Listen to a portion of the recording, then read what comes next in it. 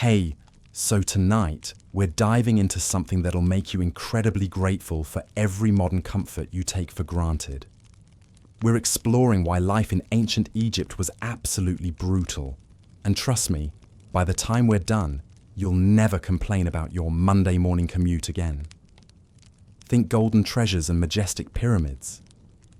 Well, let's just say what was happening behind those magnificent monuments was far from glamorous. Oh, and if you're enjoying these deep dives into history, I'd really appreciate a like or subscribe. I'm super curious where you're all listening from, so drop a comment with your location and what time it is there. It always amazes me how people are falling asleep to these stories all around the world.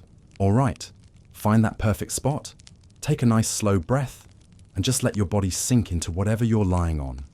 We're heading back over 4,000 years to the banks of the Nile River, and trust me, you're going to be really grateful for that comfortable bed by the time we're finished. So congratulations, you've just woken up in ancient Egypt, around 2500 BC. The first thing that hits you isn't the sight of towering pyramids in the distance or golden treasures glinting in the sunlight. It's the smell. That thick, oppressive mixture of human waste, rotting food scraps, and unwashed bodies packed together in cramped mud brick dwellings. The air itself feels heavy, almost chewy as you try to breathe it in. You're lying on what passes for a bed in this era. No memory foam here. Just a thin reed mat stretched over a wooden frame, maybe stuffed with straw if you're particularly fortunate.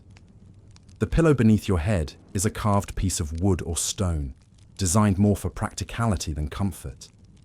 Your neck already aches from the unforgiving surface, and you've only been lying here for a few hours. The room around you is small, cramped, and shared with multiple family members. Privacy is a luxury that simply doesn't exist for ordinary people. The walls are mud brick, constantly cracking and crumbling in the relentless heat. Insects scurry across the floor and walls with impunity. There's no glass in the small window opening, just a wooden shutter that does little to keep out the dust, flies, or scorching desert wind. Outside, you can hear the sounds of a civilization awakening. But these aren't the gentle sounds of a modern morning. There's the crack of whips, the groans of labourers, the bellowing of overworked oxen, and the constant underlying murmur of human suffering that forms the soundtrack to daily life in this ancient world. You see, popular culture has painted ancient Egypt as this romantic, mystical land of pharaohs lounging in golden palaces while exotic dancers entertained them beside sparkling pools. Hollywood shows us Cleopatra in flowing silk gowns, wise priests conducting elaborate ceremonies, and noble workers proudly constructing magnificent monuments under a benevolent sun. But that's not the reality for 99% of the people living in this harsh land. For every pharaoh in his palace, there are tens of thousands of Egyptians struggling just to survive another day. For every golden treasure that captures our imagination, there are countless broken bodies that made its creation possible. The truth is, ancient Egypt was built on a foundation of human misery that would shock modern sensibilities. It was a civilization where your social class determined not just your lifestyle, but your very right to exist, where children were put to work as soon as they could walk, where women were treated as property, and where the slightest transgression could result in horrific punishment or death. This wasn't a world of noble savages or enlightened ancient wisdom. This was a place where survival itself was a daily battle against forces both natural and human, where disease, starvation, violence, and oppression were woven into the very fabric of society so tightly that they seemed like natural laws rather than human cruelties. Tonight, we're going to explore 6 key aspects of ancient Egyptian life that made existence a constant struggle for survival. We'll examine the crushing weight of their social hierarchy, where your birth determined everything about your life and death. We'll delve into the nightmare of forced labour that built those magnificent monuments we admire today. We'll witness the devastating impact of constant warfare that turned young men into cannon fodder for royal ambitions. We'll venture into their homes to discover the hidden dangers lurking in every corner of daily life. We'll confront the primitive and often torturous state of ancient medicine that frequently caused more suffering than it relieved. And we'll face the heartbreaking reality of childhood mortality that made losing children as common as changing seasons. Along the way, we'll meet real people whose stories have been preserved in hieroglyphs, papyrus scrolls, and archaeological evidence. We'll encounter pharaohs whose megalomania cost countless lives, slaves who literally worked themselves to death, and ordinary families who faced impossible choices just to survive another day. But we'll also discover something remarkable about the human spirit. Despite facing hardships that would break most of us today, these ancient people found ways to endure, to create beauty, to maintain hope, and to build something lasting. Their resilience in the face of such overwhelming adversity is perhaps more impressive than any pyramid or golden mask. So settle in as we peel back the golden veneer of ancient Egypt to reveal the harsh realities beneath. We'll start our journey with the very thing that made both Egypt's greatness and its suffering possible: the mighty Nile River, which was simultaneously the source of all life and the bringer of devastating destruction. The Nile River has always been called Egypt's greatest blessing, and in many ways, that's absolutely true. This massive waterway, stretching over 4,000 miles from the heart of Africa to the Mediterranean Sea, created the only habitable strip of land in what would otherwise be an endless expanse of deadly desert. Without the Nile, there would be no Egypt, no civilization, no monuments, and no stories to tell. But living at the complete mercy of this ancient river's moods was like being in an abusive relationship with a god. The Nile gave life, but it also took it away with terrifying unpredictability. Every summer, as monsoon rains fell thousands of miles away in the Ethiopian highlands, the river would begin to swell with muddy water, carrying precious silt from distant mountains. For months, Egyptian farmers would watch the water level with the anxiety of modern people checking their bank accounts during a financial crisis. Too little water, and their crops would wither in the fields, leading to famine and death.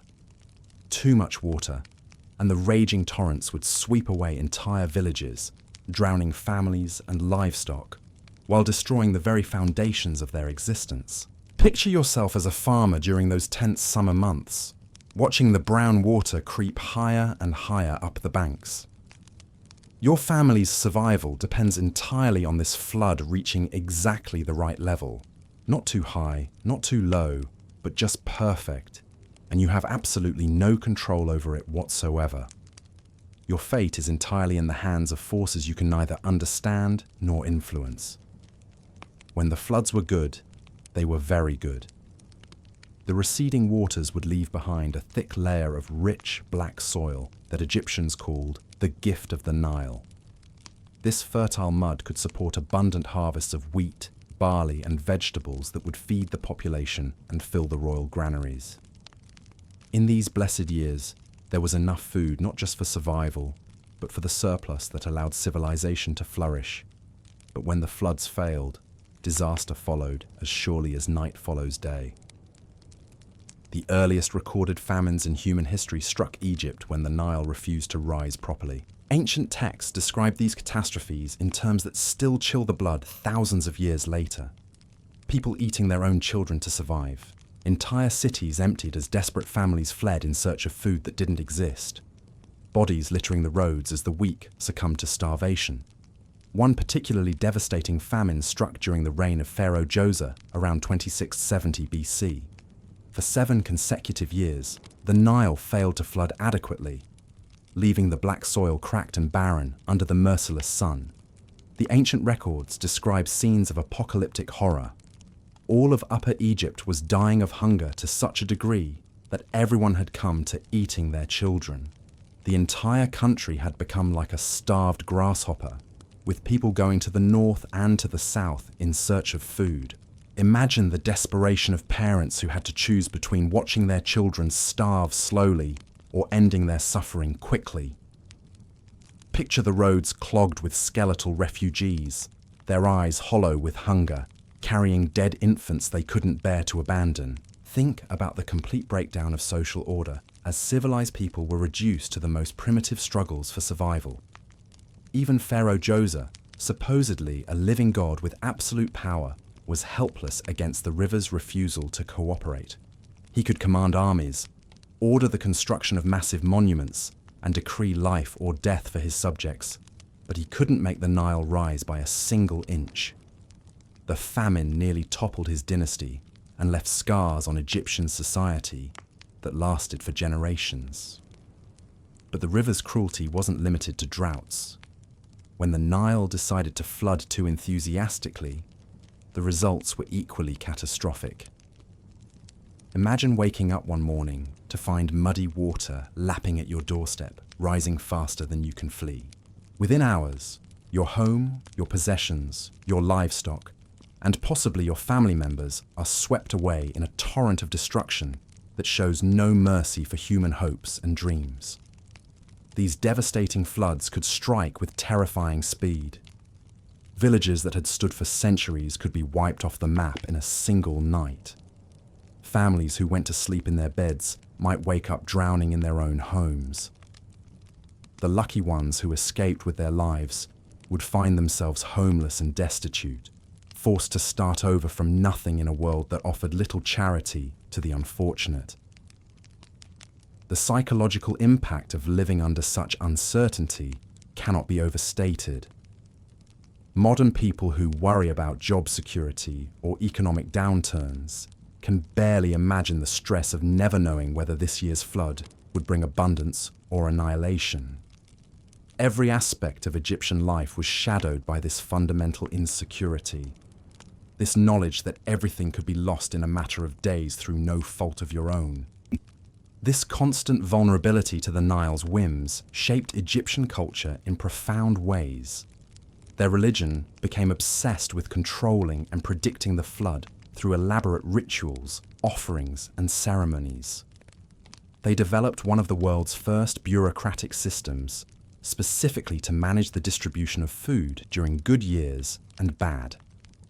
They created a complex calendar based entirely on the river's cycles, marking time not by the movement of celestial bodies, but by the rise and fall of the waters that control their destiny. But perhaps most tragically, this environmental uncertainty was used by the ruling classes to maintain their grip on power.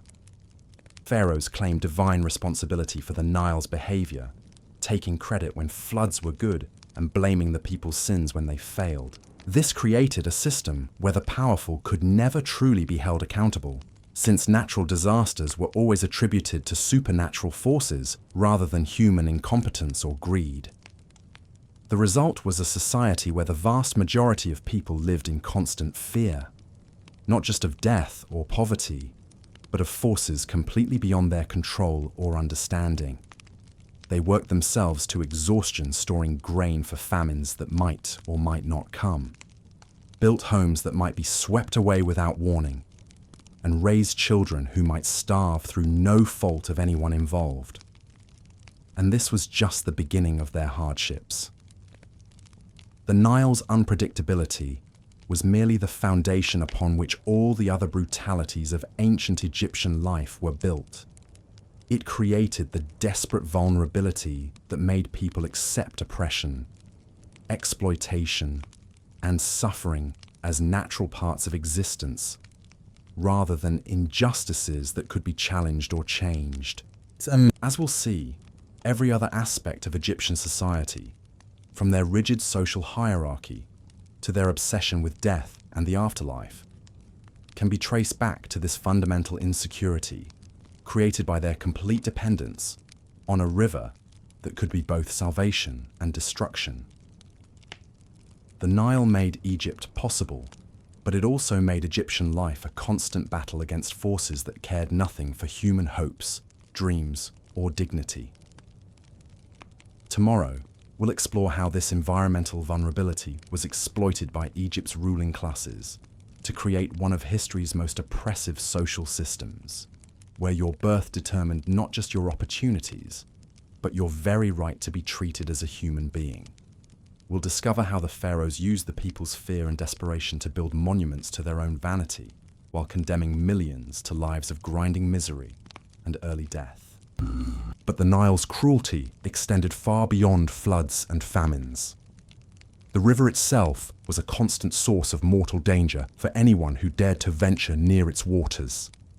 You see, the ancient Egyptians shared their life-giving waterway with some of the most fearsome predators on Earth, creatures that viewed humans not as the masters of civilization, but as convenient meals. The Nile crocodile was perhaps the most terrifying of these aquatic killers.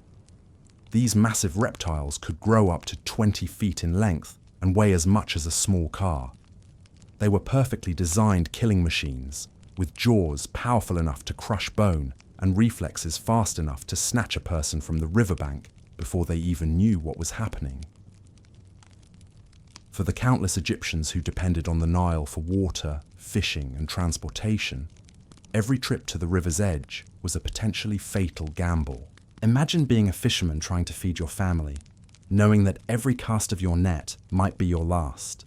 Picture children sent to fetch water for their households, never knowing if they would return home or become another crocodile's dinner. These weren't rare, freak accidents. Crocodile attacks were a regular occurrence, so common that they barely merited mention in official records unless someone particularly important became a victim. But even more dangerous than the crocodiles were the hippopotamuses. These deceptively cute-looking giants might appear harmless to modern eyes, but they were actually responsible for more human deaths than any other large animal in Africa. A bull hippo could weigh up to 4,000 pounds and run faster than most humans. Their massive jaws could snap a person in half with a single bite, and their territorial nature made them incredibly aggressive toward anyone who ventured into their domain. Hippos were particularly dangerous because they were so unpredictable. A group of fishermen might navigate safely past a pod of seemingly docile hippos dozens of times, only to have the animals suddenly explode into violence without warning. Boats would be capsized, their occupants thrown into the water to face either drowning or being torn apart by massive teeth. Entire fishing expeditions could disappear overnight, leaving only scattered debris and grieving families as evidence of what had occurred.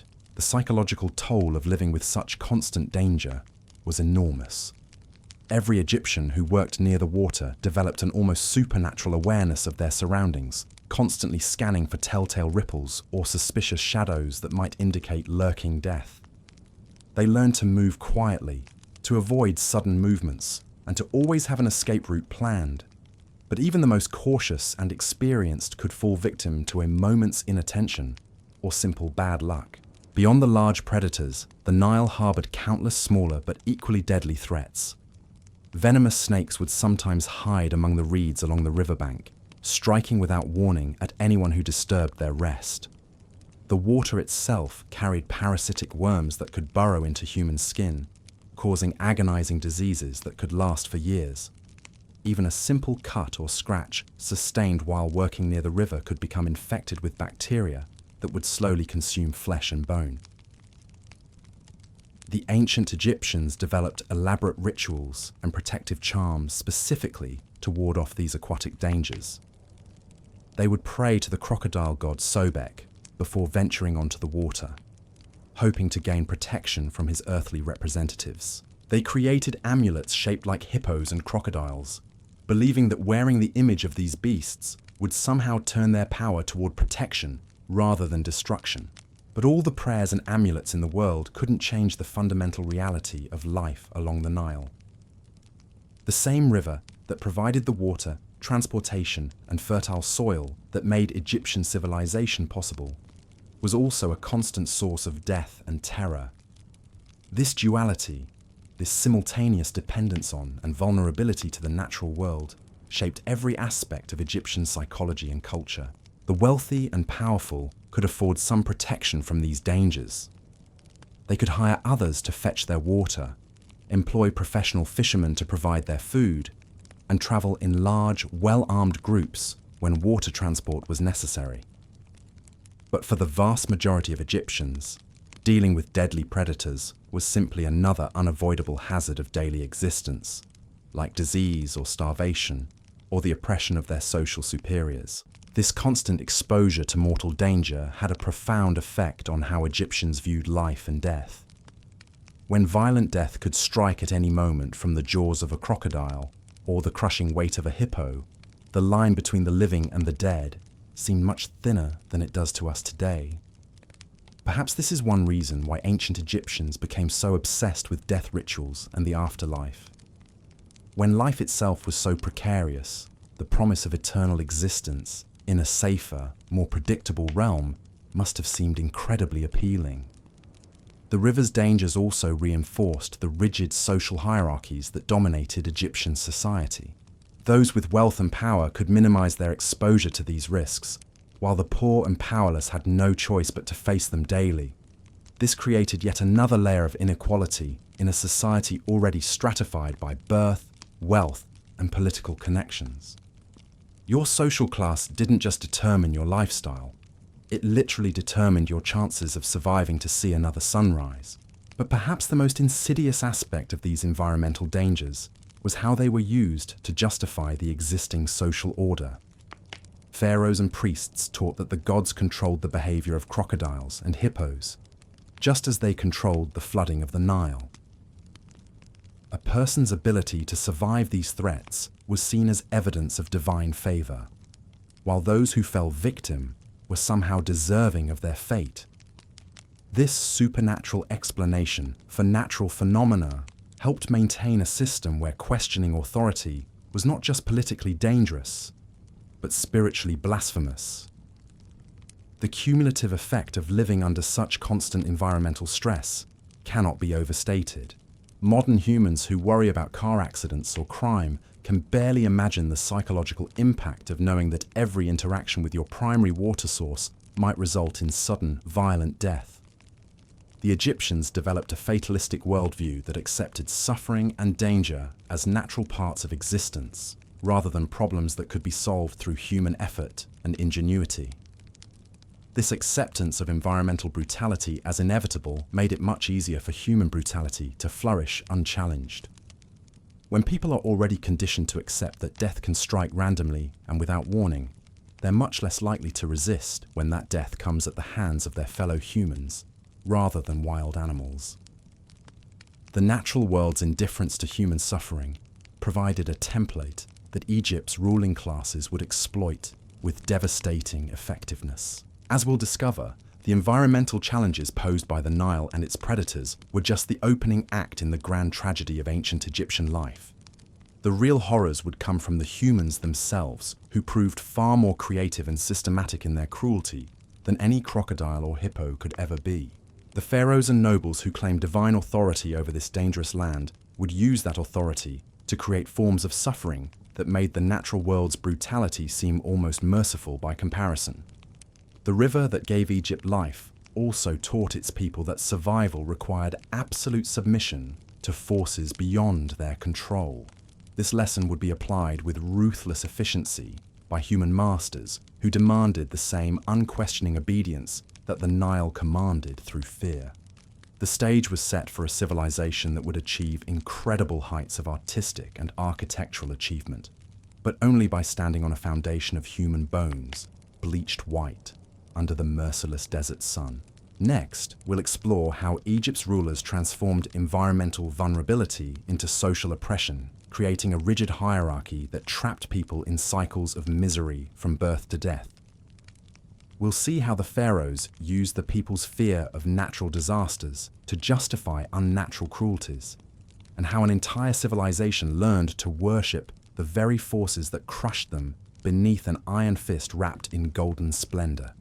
Beyond the natural terrors of the Nile lay an even more sinister force that shaped every moment of ancient Egyptian existence: the crushing weight of their social hierarchy.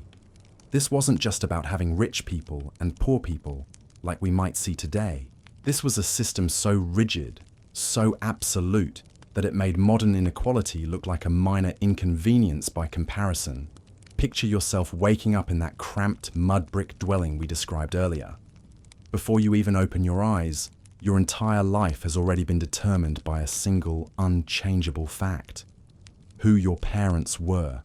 Not their character, not their achievements, not their wisdom or kindness, simply the accident of their birth, which now becomes the prison of yours. If you're born a peasant, you'll die a peasant. If you're born a slave, your children will be slaves.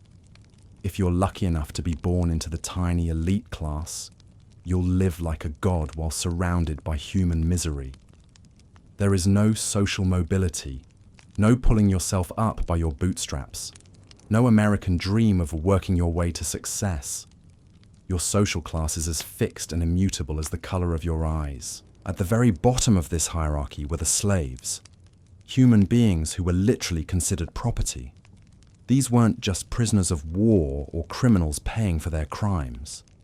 Many were ordinary Egyptians who had fallen into debt during bad flood years, selling themselves and their families into bondage just to avoid starvation. Once enslaved, they could be bought, sold, rented out, or killed at their owner's whim, with no more legal protection than a piece of furniture.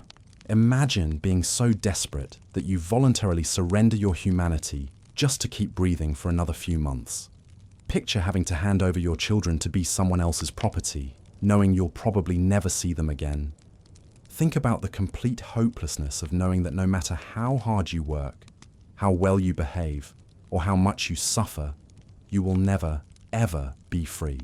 Above the slaves were the peasants, who made up roughly 90% of Egypt's population. Technically free, they lived lives that were barely distinguishable from slavery in practical terms. They worked the same back-breaking jobs, faced the same constant threat of starvation, and had essentially no rights that their social superiors were bound to respect. These peasant farmers were the foundation upon which all of Egyptian civilization rested. They grew the food that fed everyone, provided the manual labor that built the monuments, and supplied the taxes that funded the pharaoh's lifestyle. Yet, they lived in conditions that would shock modern people accustomed to thinking of ancient Egypt as an advanced civilization. A typical peasant family crowded into a single room, made of mud bricks that were constantly crumbling in the heat. They owned virtually nothing beyond the clothes on their backs, and maybe a few crude tools for farming. Their diet consisted mainly of bread, beer, and whatever vegetables they could grow in small garden plots, assuming the Nile's flooding had been cooperative that year. But here's what made their situation truly brutal.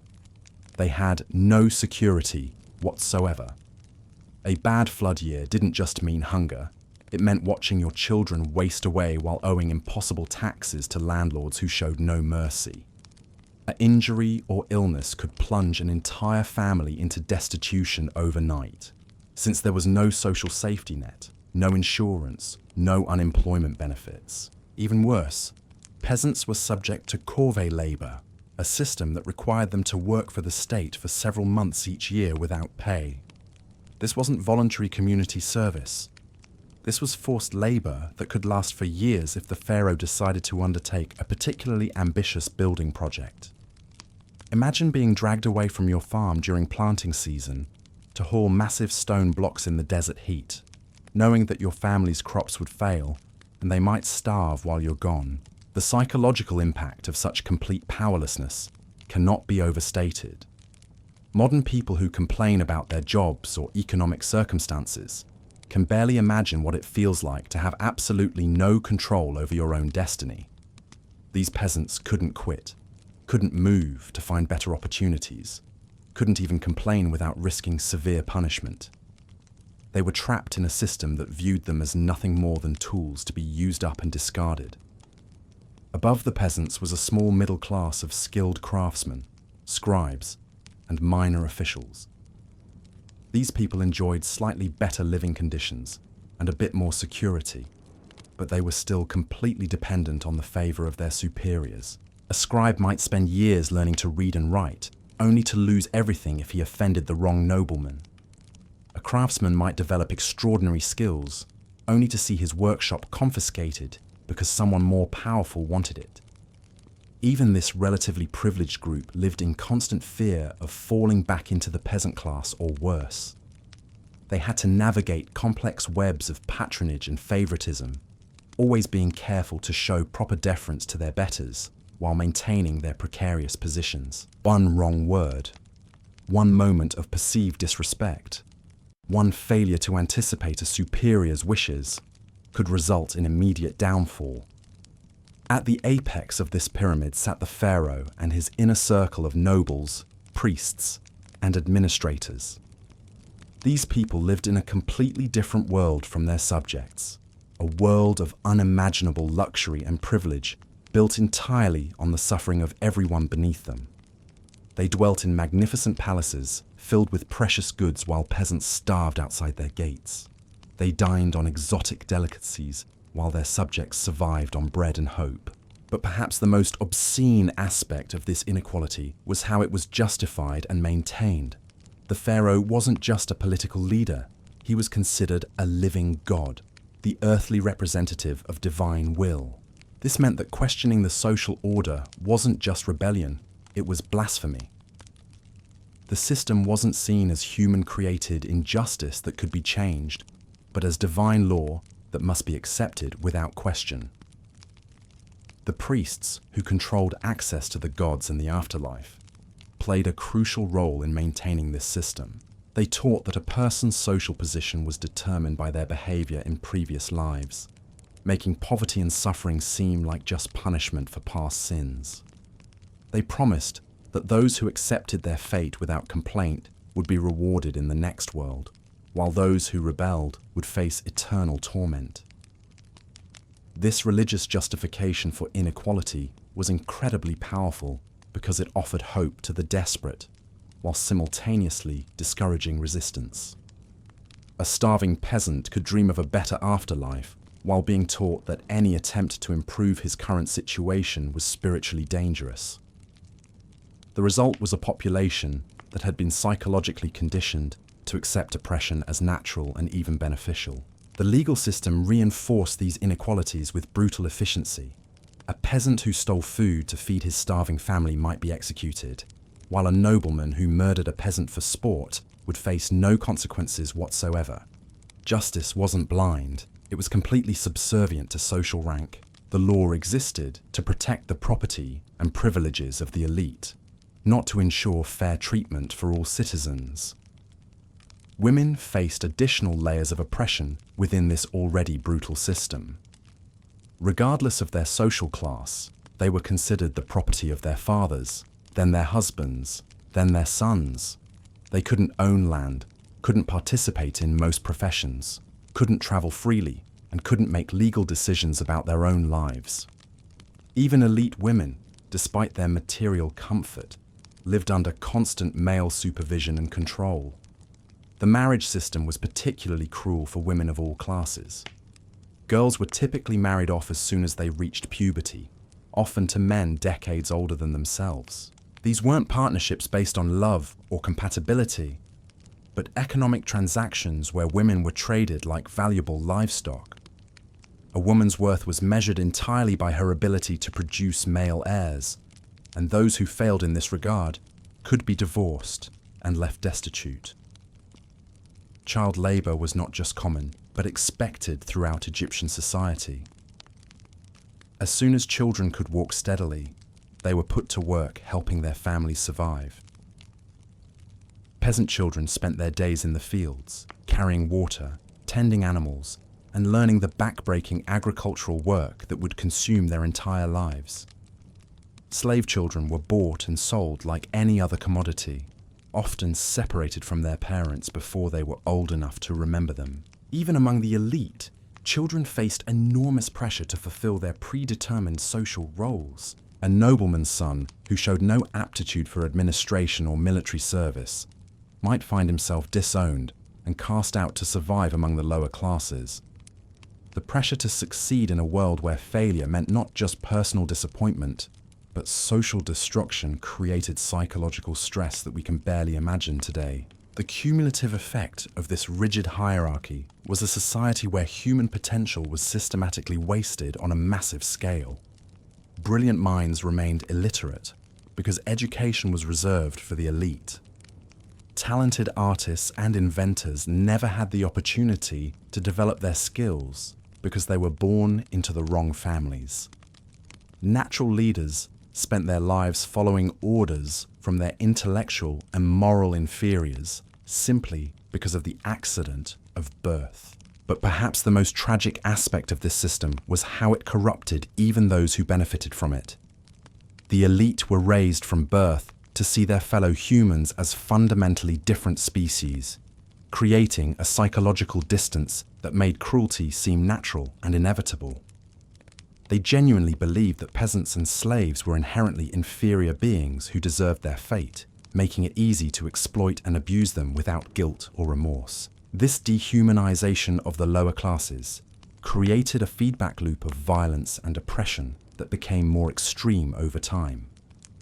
Each generation of rulers found new ways to extract wealth and labor from their subjects, while each generation of subjects became more desperate and degraded. The result was a civilization that achieved remarkable artistic and architectural heights while simultaneously plumbing the depths of human cruelty. The social hierarchy of ancient Egypt wasn't just unfair, it was a machine designed to crush human dignity and potential on an industrial scale. It took the natural inequalities that exist in any society and amplified them into a system of oppression so complete that most people couldn't even imagine alternatives. The idea that all humans might have equal worth, that social mobility might be possible, or that rulers might be accountable to their subjects was literally unthinkable within this framework. This systematic devaluation of human life created the conditions that made all the other brutalities of Egyptian society possible. When the vast majority of people are seen as disposable tools rather than fellow human beings, it becomes much easier to work them to death-building monuments, sacrifice them in wars of conquest, or simply let them starve when their labor is no longer needed. As we'll see next, this rigid social hierarchy provided the foundation for one of history's most extensive systems of forced labor. The same divine authority that justified inequality also justified working people to death for the greater glory of the pharaohs. The magnificent monuments that still inspire awe today were built not by willing workers proud of their achievement, but by desperate people who had no choice but to participate in their own destruction. The psychological scars left by this system of oppression would persist long after the pharaohs themselves had crumbled to dust. The acceptance of inequality as natural and inevitable, the belief that suffering was somehow deserved, and the conviction that resistance was both futile and morally wrong would influence Egyptian culture for thousands of years. These mental chains proved far more durable than any physical bondage, creating patterns of thought that made people complicit in their own oppression. Understanding this social hierarchy is crucial to comprehending everything else about ancient Egyptian life. It explains why people accepted conditions that seem unthinkable to us today, why they devoted so much effort to pleasing cruel masters, and why they found comfort in religious beliefs that promised justice in the next world, while accepting injustice in this one. The pyramid wasn't just an architectural form in ancient Egypt. It was the organizing principle of an entire civilization built on the systematic crushing of human dignity and potential. The crushing weight of social hierarchy naturally led to the next nightmare of ancient Egyptian existence: forced labor on a scale that defies modern comprehension. When we look at those magnificent pyramids rising from the desert sands today, it's easy to get swept up in their mathematical precision and architectural genius. But those towering monuments weren't built by eager volunteers proud to serve their god-king. They were constructed by desperate people who had absolutely no choice in the matter. Picture yourself as that peasant farmer we've been following, dragged away from your failing crops during the annual flood season. You're told this is your sacred duty, your contribution to the pharaoh's eternal glory. But what you're really experiencing is state-sanctioned slavery dressed up in religious language. You've been conscripted into a system that will quite literally work you to death, and there's nothing you can do about it. The scale of these forced labour projects was absolutely staggering. The Great Pyramid of Giza, built for Pharaoh Khufu around 2580 BC, required an estimated 20,000 workers labouring for over 20 years. But that's just one pyramid. Egypt built dozens of these monuments over the centuries, each one demanding its own army of conscripted workers who had to abandon their own lives to serve royal vanity. Think about what 20,000 people represents. That's the entire population of a decent-sized modern town, all working simultaneously on a single construction project. Except these weren't skilled construction workers with safety equipment, fair wages, and workers' compensation. These were farmers, fishermen, and craftsmen, torn from their normal lives and forced to perform back-breaking labour with primitive tools under conditions that would horrify modern safety inspectors. The working conditions at these construction sites were absolutely hellish. Workers laboured from sunrise to sunset in the scorching Egyptian heat, hauling massive limestone blocks that weighed as much as modern automobiles. They used nothing but copper tools, wooden levers, and rope made from plant fibres. There were no cranes, no pulleys, no machinery of any kind. Every block had to be moved through pure human muscle power. Archaeological evidence from worker cemeteries near the pyramids tells a grim story of what this labour cost in human terms. Skeletons show evidence of severe arthritis in young men who should have been in their physical prime. Spinal deformities from carrying impossible loads. Healed fractures that were never properly set because there was no time to recover. Evidence of malnutrition, even among workers who were supposedly fed by the state. Many workers simply died on the job. Heat stroke claimed victims regularly during the brutal summer months. Accidents with heavy blocks crushed limbs and skulls. Exhaustion and overwork stopped hearts that had been pushed beyond their limits. The project managers didn't see these deaths as tragedies to be prevented, but as acceptable losses in service of the pharaoh's glory. The psychological torture of forced labour was often worse than the physical suffering. Imagine being a skilled craftsman, proud of your work and your contribution to your community, suddenly reduced to an anonymous cog in a vast machine of royal ego. Your individual skills, your personal identity, your family relationships, all of that becomes irrelevant. You're just another pair of hands to move blocks until you drop. But the pyramid projects were just the most famous examples of forced labour in ancient Egypt. The pharaohs also conscripted workers for massive irrigation projects, temple construction, quarrying operations, and military campaigns. During the reign of Ramesses II in the 13th century BC, forced labour gangs built an entire new capital city called Pi-Ramesses, complete with palaces, temples, and administrative buildings. Tens of thousands of workers spent years of their lives creating monuments to a single man's vanity. The mining operations were perhaps even more brutal than the construction projects. Egypt's wealth came largely from gold mines in the eastern desert, where conditions were so harsh that assignment there was essentially a death sentence. Workers were forced to dig narrow tunnels deep into solid rock, using only bronze tools and fire to crack the stone. The heat was unbearable. The air was thick with dust that destroyed lungs, and cave-ins were a constant threat. Ancient accounts describe these mining operations in terms that sound like descriptions of hell itself. Workers were chained to prevent escape and beaten regularly to maintain productivity. Food and water were strictly rationed to keep costs down. Medical care was non-existent, so even minor injuries often led to infection and death. The average life expectancy of a mining slave was measured in months, not years. Women weren't spared from forced labour either. They were conscripted to work in textile production facilities that were essentially ancient sweatshops. Hundreds of women would be crowded into poorly ventilated buildings, working long hours spinning thread and weaving cloth for royal garments and trade goods. The constant repetitive motion caused severe joint damage, while the poor lighting ruined their eyesight. Children as young as 5 or 6 were put to work in these forced labor projects. They were small enough to crawl into narrow spaces that adults couldn't reach, making them valuable for certain types of construction and mining work. Child workers had even higher mortality rates than adults, because their developing bodies couldn't handle the physical stress. But their deaths were considered acceptable because children from peasant families were seen as having no inherent value. The logistics of managing these massive forced labor projects created their own forms of brutality. Workers had to be fed, housed, and supervised, but always as cheaply as possible to maximize the pharaoh's profit.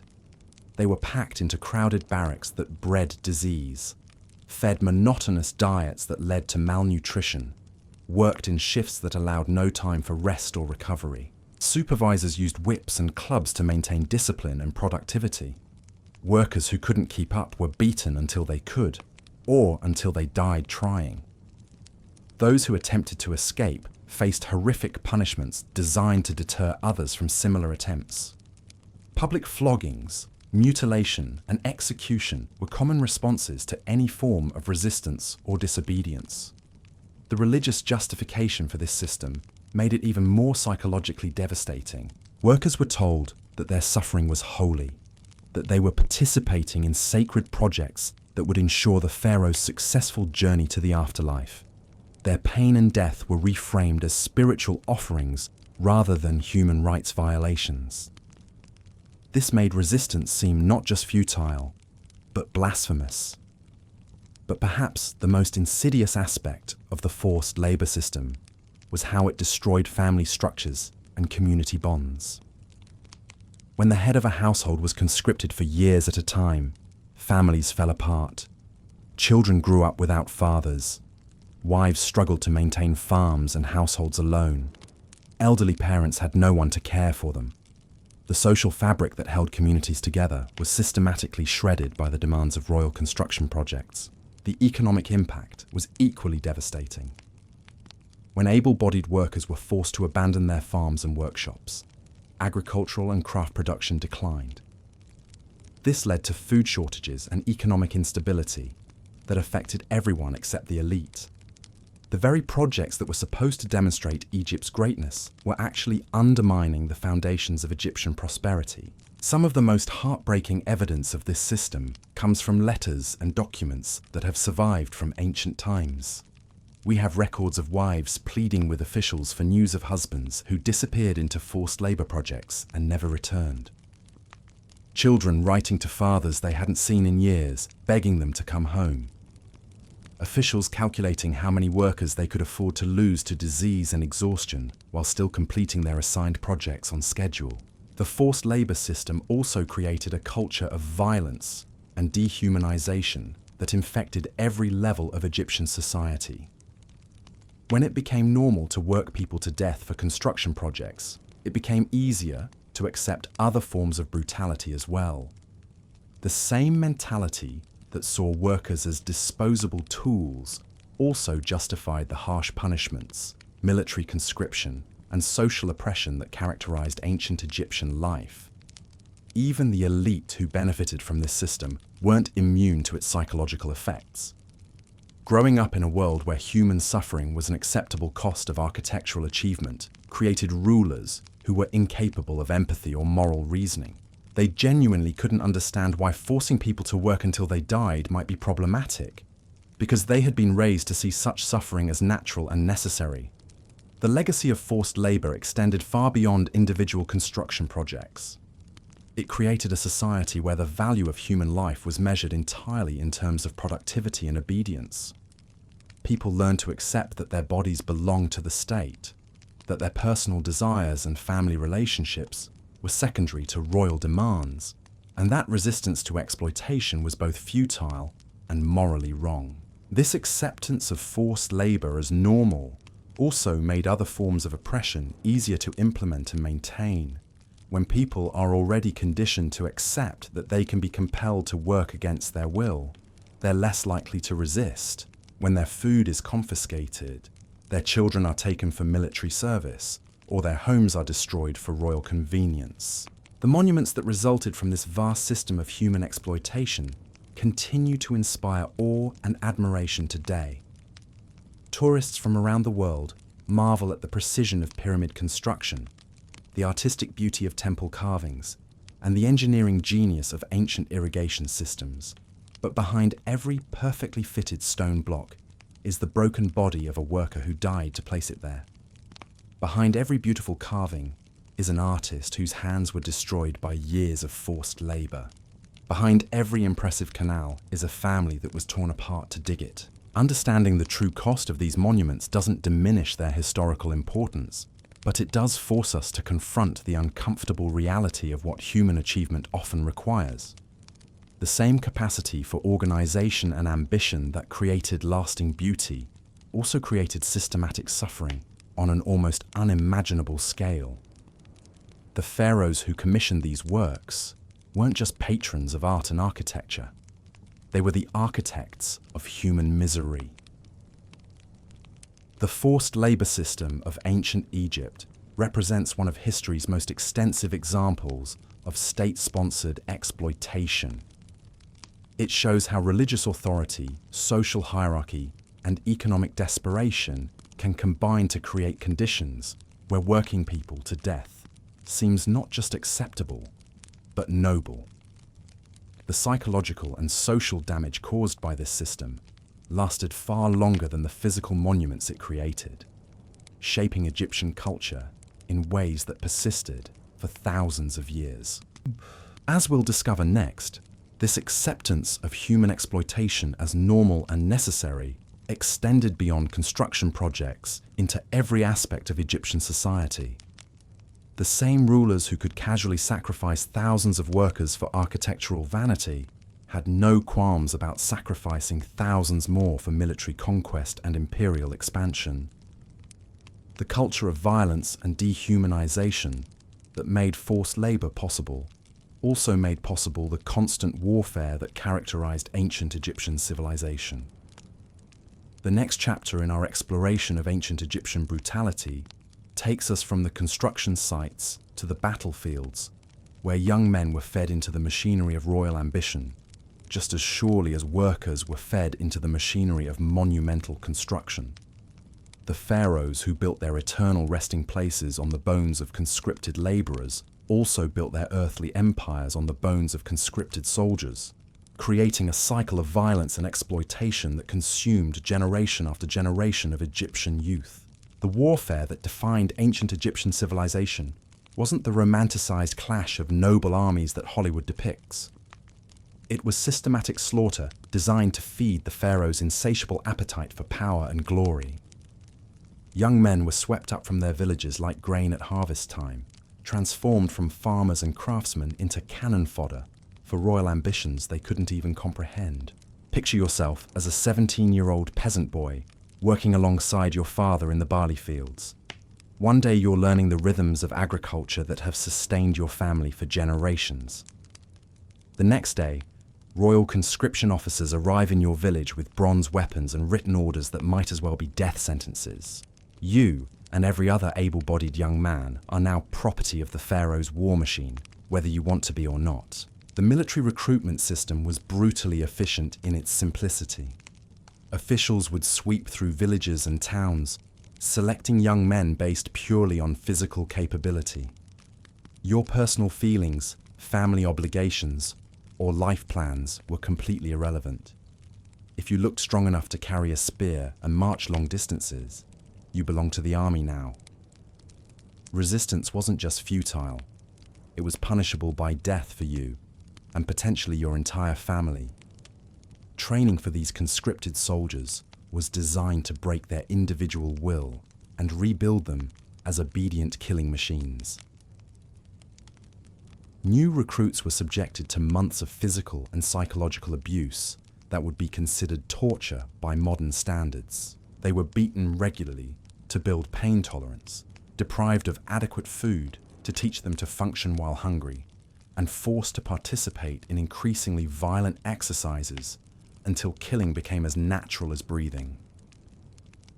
The weapons they were given were crude but effective instruments of death. Bronze spears with razor-sharp points that could pierce leather armor and human flesh with equal ease. Wooden clubs reinforced with metal studs that could crush skulls and shatter bones.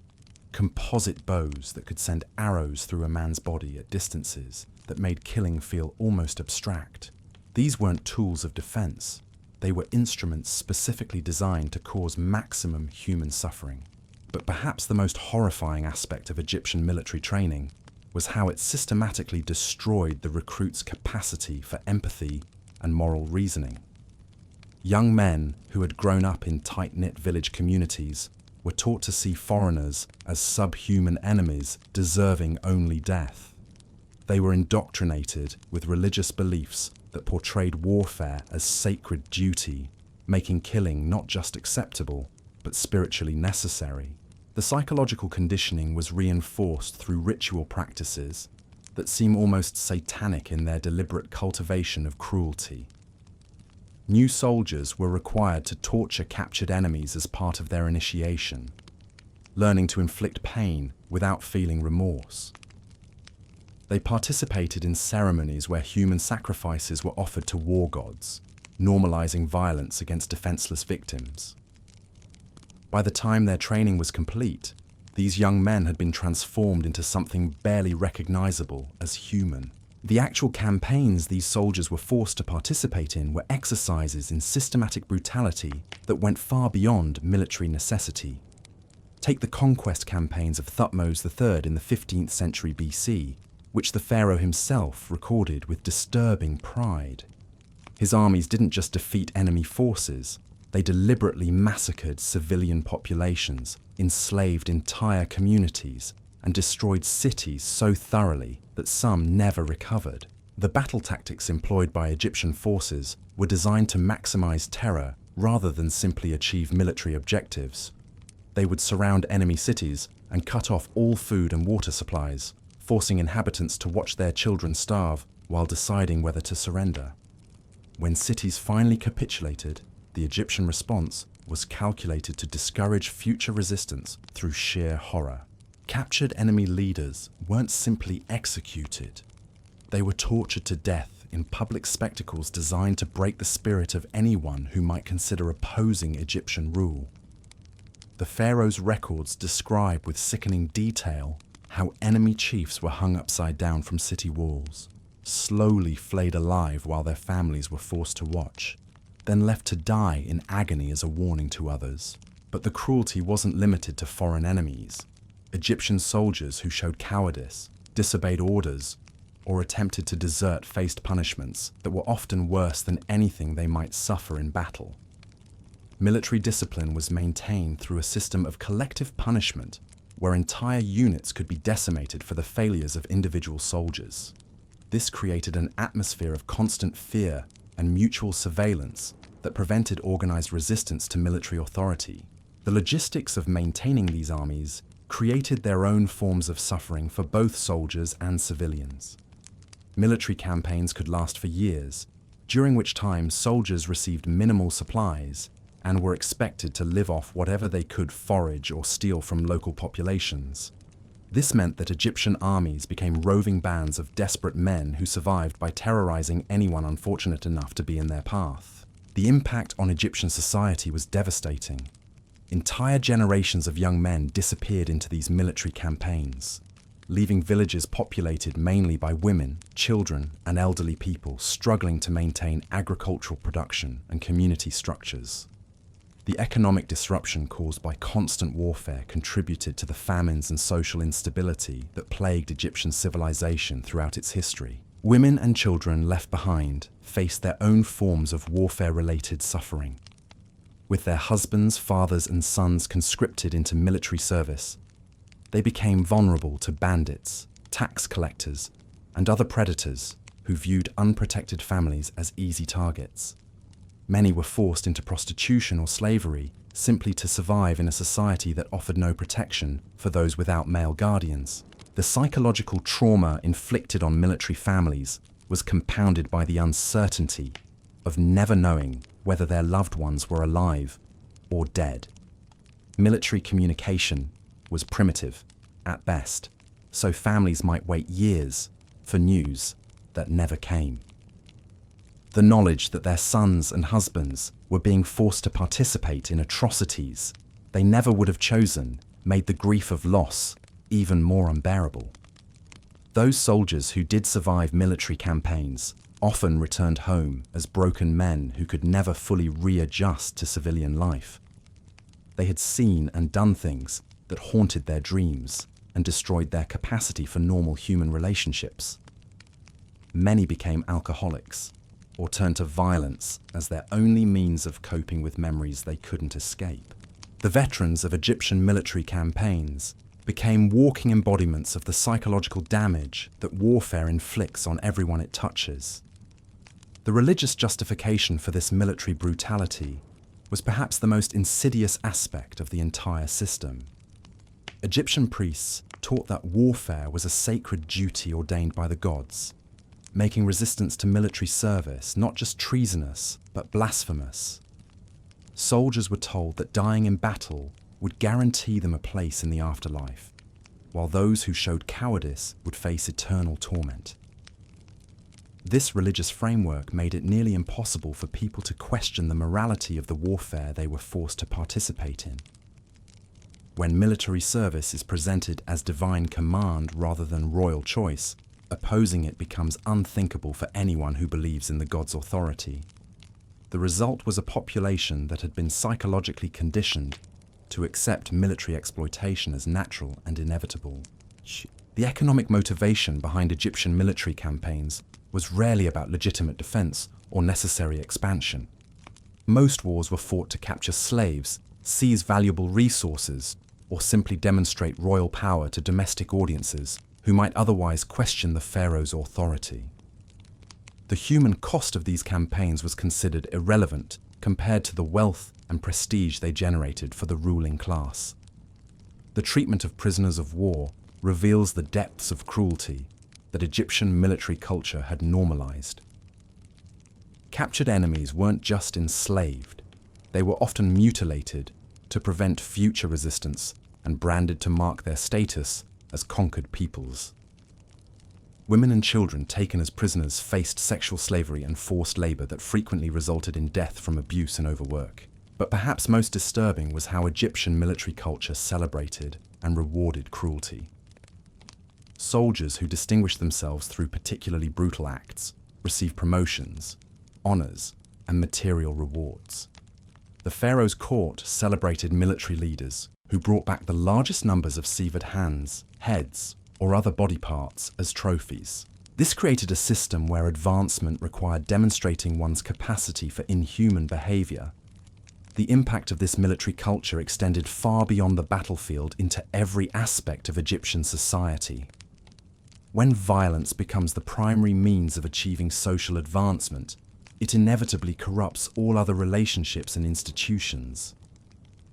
The same mentality that made massacring foreigners seem heroic also made oppressing domestic populations seem natural and necessary. Young Egyptian men faced an impossible choice between participating in atrocities they found morally repugnant or facing punishment that could destroy them and their families. Many chose to embrace the military culture completely, convincing themselves that their victims deserved their fate. Others maintained their humanity at enormous psychological cost, living with guilt and trauma that followed them for the rest of their lives. The military campaigns also created cycles of revenge and escalating violence that made peaceful coexistence increasingly impossible. Egyptian brutality toward conquered peoples generated hatred that lasted for generations, ensuring that future conflicts would be even more vicious as each side sought to avenge past atrocities. The pharaoh's pursuit of military glory created enemies who had every reason to respond with equal cruelty when the opportunity arose. The archaeological evidence from ancient battlefields tells its own story of Egyptian military brutality. Mass graves filled with soldiers and civilians who died from wounds that indicate deliberate torture rather than clean combat deaths. Destroyed cities where the systematic nature of the devastation suggests calculated cruelty rather than military necessity. artistic depictions that celebrate the infliction of suffering in ways that reveal how thoroughly violence had been normalized in Egyptian culture. Even the pharaohs themselves weren't immune to the violence they had unleashed. Many died violent deaths, either on battlefields they had chosen to create, or through palace coups launched by rivals who had learned that violence was the ultimate arbiter of power. The same military culture that made them powerful also made them vulnerable to anyone willing to use the same methods against them. The legacy of Egyptian military brutality extended far beyond the collapse of pharaonic civilization. The psychological and cultural patterns established during this period influenced how violence was understood and justified throughout the ancient world. The idea that military conquest was not just acceptable but glorious became embedded in human consciousness in ways that continue to influence how we think about warfare today.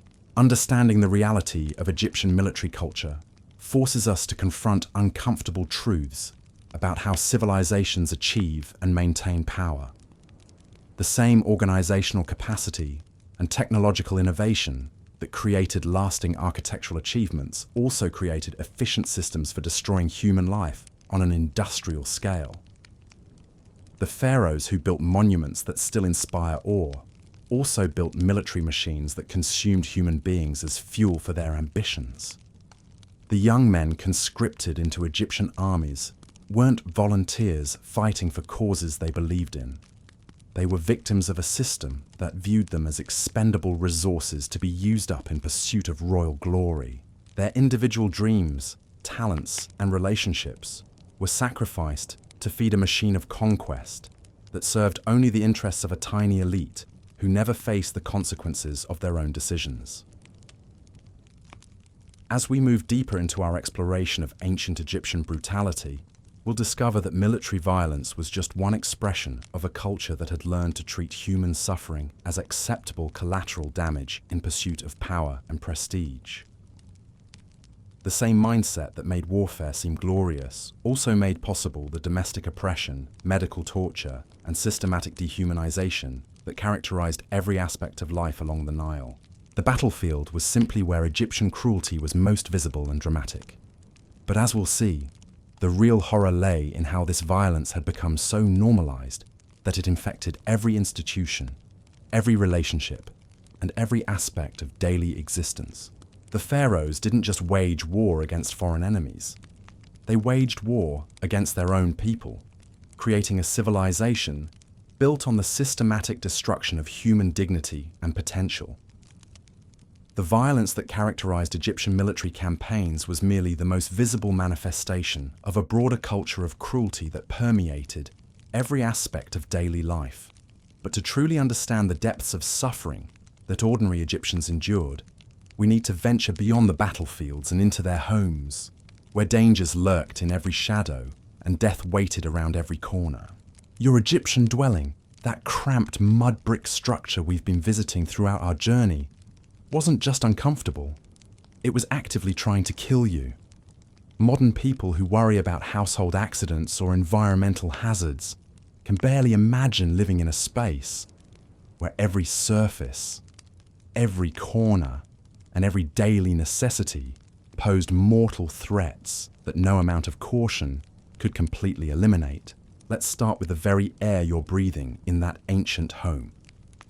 Without windows in the modern sense, just small openings covered with wooden shutters, ventilation was virtually non-existent. The air inside quickly became thick and stagnant, filled with smoke from cooking fires that had no proper chimneys to carry the fumes away. This smoke didn't just make breathing unpleasant, it was slowly poisoning everyone in the household with carbon monoxide and other toxic gases. The cooking fire that provided your only source of heat and means of food preparation was essentially a controlled explosion happening inside your living space. These fires were built directly on the dirt floor or in crude stone hearths that offered minimal protection from sparks and flames. House fires were incredibly common, and when they started, they spread with terrifying speed through the dried mud walls and reed roofing materials. Picture trying to sleep while knowing that the fire keeping you warm could easily spread to the straw mat you're lying on, turning your shelter into a death trap within minutes.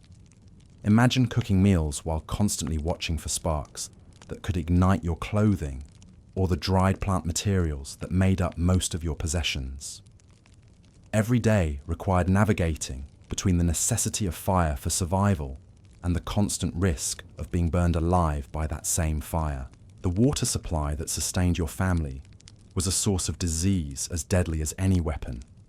Without understanding of bacteria or sanitation, Egyptians drew their drinking water from the same Nile that served as their sewer, their garbage dump, and their cemetery for both humans and animals.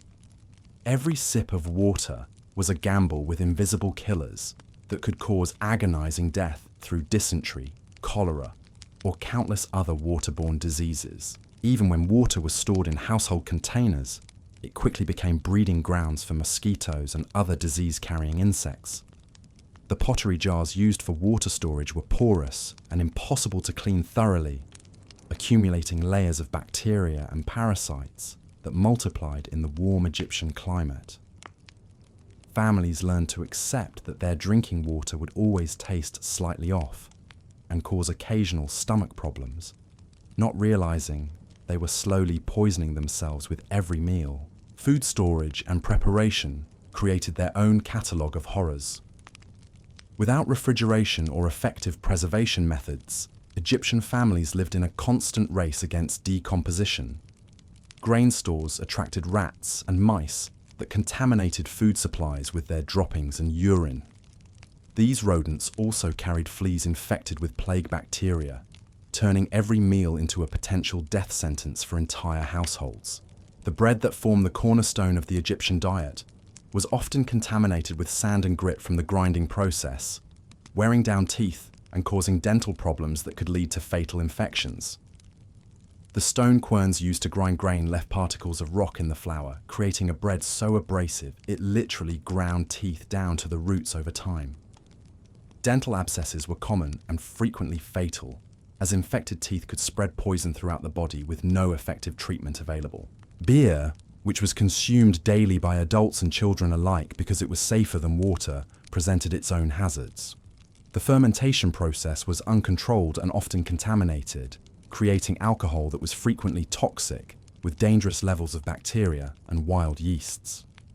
Alcohol poisoning was common, and the crude brewing methods sometimes produced beer that was literally poisonous, killing entire families who consumed bad batches.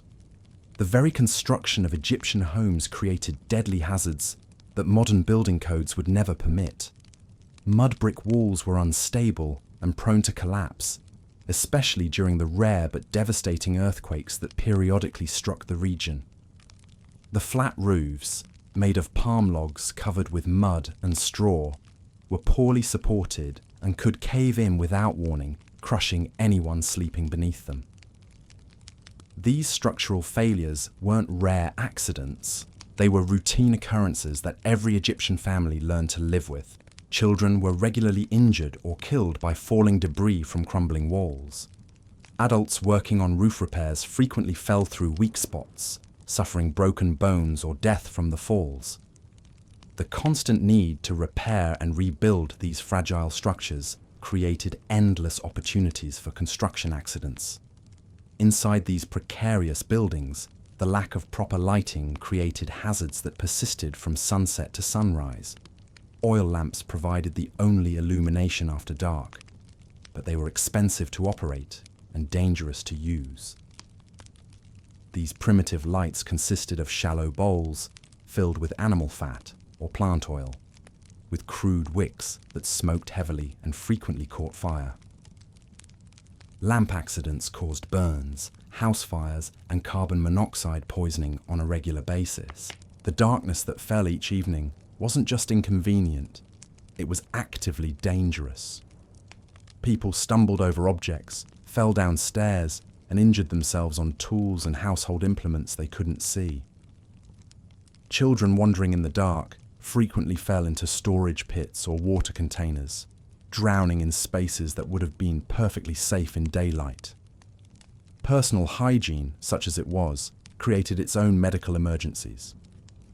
Without soap, running water, or understanding of sanitation, Egyptian bodies became breeding grounds for parasites and infections. Lice infestations were universal, causing constant itching and sometimes transmitting diseases. Skin infections were common and often became systemic, killing people through blood poisoning that started with simple scratches or insect bites. The clothing that Egyptians wore harbored dangers of its own. Most garments were made from linen that was rarely washed and never properly disinfected. These clothes accumulated sweat, dirt, and bacteria, creating perfect environments for skin diseases and parasitic infections. The dyes used to color clothing often contained toxic materials that caused rashes, chemical burns, and sometimes poisoning through skin absorption. Even the act of sleeping was fraught with mortal peril. The straw mats and animal hide bedding that most Egyptians used were infested with insects, mites, and other parasites that fed on sleeping humans. Scorpions and venomous snakes regularly sought shelter in warm bedding, leading to fatal stings and bites for people who simply rolled over in their sleep. Bedbugs weren't just annoying, they were vectors for serious diseases that could kill entire families. Children faced additional hazards that modern parents would find unimaginable. With no concept of childproofing, Egyptian homes were filled with deadly objects and substances within easy reach of curious toddlers. Sharp tools, toxic substances, open fires, and unstable furniture created constant threats to young lives. Parents learned to expect that some of their children would die from household accidents, viewing such deaths as tragic but inevitable parts of life. The proximity of animals to human living spaces created another layer of danger. Most Egyptian families kept livestock inside or immediately adjacent to their homes, sharing their limited space with cattle, goats, pigs, and poultry. These animals carried diseases that could jump to humans, including anthrax, brucellosis, and various parasitic infections. Animal waste contaminated living areas, creating unhealthy conditions that weakened immune systems and made disease transmission more likely. Privacy, as we understand it, simply didn't exist in Egyptian homes. Multiple generations of extended families crowded into single rooms, creating perfect conditions for disease transmission. When one person became sick, everyone in the household was exposed to the illness. Childhood diseases like measles or smallpox could wipe out entire families in a matter of days, leaving empty houses as grim reminders of how quickly life could end. The psychological stress of living under such constant threat of death and injury took its own toll on Egyptian mental health. People developed fatalistic attitudes that accepted suffering and early death as natural parts of existence. This acceptance of danger made them less likely to take precautions that might have saved lives, creating a cycle where dangerous conditions were perpetuated because they seemed inevitable rather than preventable. Women faced additional domestic hazards related to their roles as food preparers and child caregivers. They spent countless hours each day working over open fires, leading to high rates of burns and smoke inhalation injuries. The constant lifting of heavy water jars and grain containers caused back injuries and hernias that could become life-threatening without proper medical care. Pregnancy and childbirth in these unsanitary conditions created risks that we'll explore in more detail later. The seasonal rhythms of Egyptian life brought their own domestic dangers. During flood season, when the Nile rose beyond its banks, homes near the river faced the constant threat of being swept away by rushing water. Families living in these vulnerable areas learned to sleep lightly, ready to flee at the first sign of rising water levels. Many lost everything they owned to floods that arrived without warning in the middle of the night. The hot season brought different but equally deadly hazards. Extreme temperatures turned mud brick homes into ovens, leading to heat stroke and dehydration for people who couldn't escape the oppressive conditions. Food spoiled within hours, creating toxic meals that could kill entire families. Water supplies evaporated quickly, forcing people to drink from increasingly contaminated sources as desperation grew. Even the tools and implements that Egyptians used for daily survival were dangerous in ways that modern people can barely comprehend. Knives and cutting implements were crude affairs without safety features, causing frequent cuts and stab wounds that often became infected. Pottery vessels were fragile and broke into sharp fragments that caused serious injuries. Agricultural tools were heavy and unwieldy, leading to accidents that could maim or kill the workers who depended on them. The cumulative effect of all these domestic dangers was a population that lived in constant awareness of their own mortality. Death wasn't an abstract concept that happened to other people. It was an immediate presence that could strike without warning through countless everyday activities. This constant proximity to death shaped Egyptian psychology in ways that influenced their religion, their art, and their entire worldview. Egyptian children grew up understanding that the world was a dangerous place where survival required constant vigilance and acceptance of risk. They learned to navigate hazards that would paralyze modern parents with anxiety, developing a kind of hyper-awareness that allowed them to function in conditions that we would consider uninhabitable. But this adaptation came at a cost, creating people who were psychologically prepared for suffering and early death. The domestic environment of ancient Egypt was essentially a slow-motion disaster that claimed lives continuously rather than dramatically. While warfare and forced labor created highly visible casualties, the hidden killers lurking in every Egyptian home were quietly eliminating people at rates that would constitute a public health emergency in any modern society. Understanding these domestic hazards helps explain why Egyptians developed such elaborate beliefs about the afterlife and such fatalistic attitudes toward earthly existence. When your daily life is filled with mortal dangers that you can neither understand nor control, the promise of a safer existence after death becomes incredibly appealing. The elaborate funeral preparations and mummification rituals that characterize Egyptian culture weren't just religious practices. They were responses to the brutal reality of how difficult it was to stay alive in the world they inhabited. The homes that sheltered Egyptian families were simultaneously the sources of their survival and the instruments of their destruction. Every comfort came with a corresponding danger. Every necessity carried risks that could prove fatal without warning. Living in ancient Egypt meant accepting that your own dwelling was actively trying to kill you, and that survival required navigating countless deadly hazards that were woven into the very fabric of daily existence. Modern people who complain about household inconveniences or minor safety concerns would find the reality of Egyptian domestic life absolutely incomprehensible. The idea that simply sleeping in your own bed, drinking water from your own supplies, or eating food prepared in your own kitchen could easily result in death would seem like paranoid fantasy to people accustomed to modern safety standards and medical care. But for ancient Egyptians, these dangers were so routine that they barely merited comment in historical records. Death from domestic causes was as common as sunrise, creating a population that learned to view human life as inherently fragile and survival as a daily miracle rather than a reasonable expectation. This acceptance of domestic danger as natural and inevitable made it easier for people to accept the other forms of brutality that characterized their civilization. The Egyptian home, which should have been a refuge from the harsh realities of their world, was instead another battlefield where ordinary people fought for survival against enemies they couldn't see or understand. In this environment, the promise of eternal rest in a perfected afterlife wasn't just religious comfort.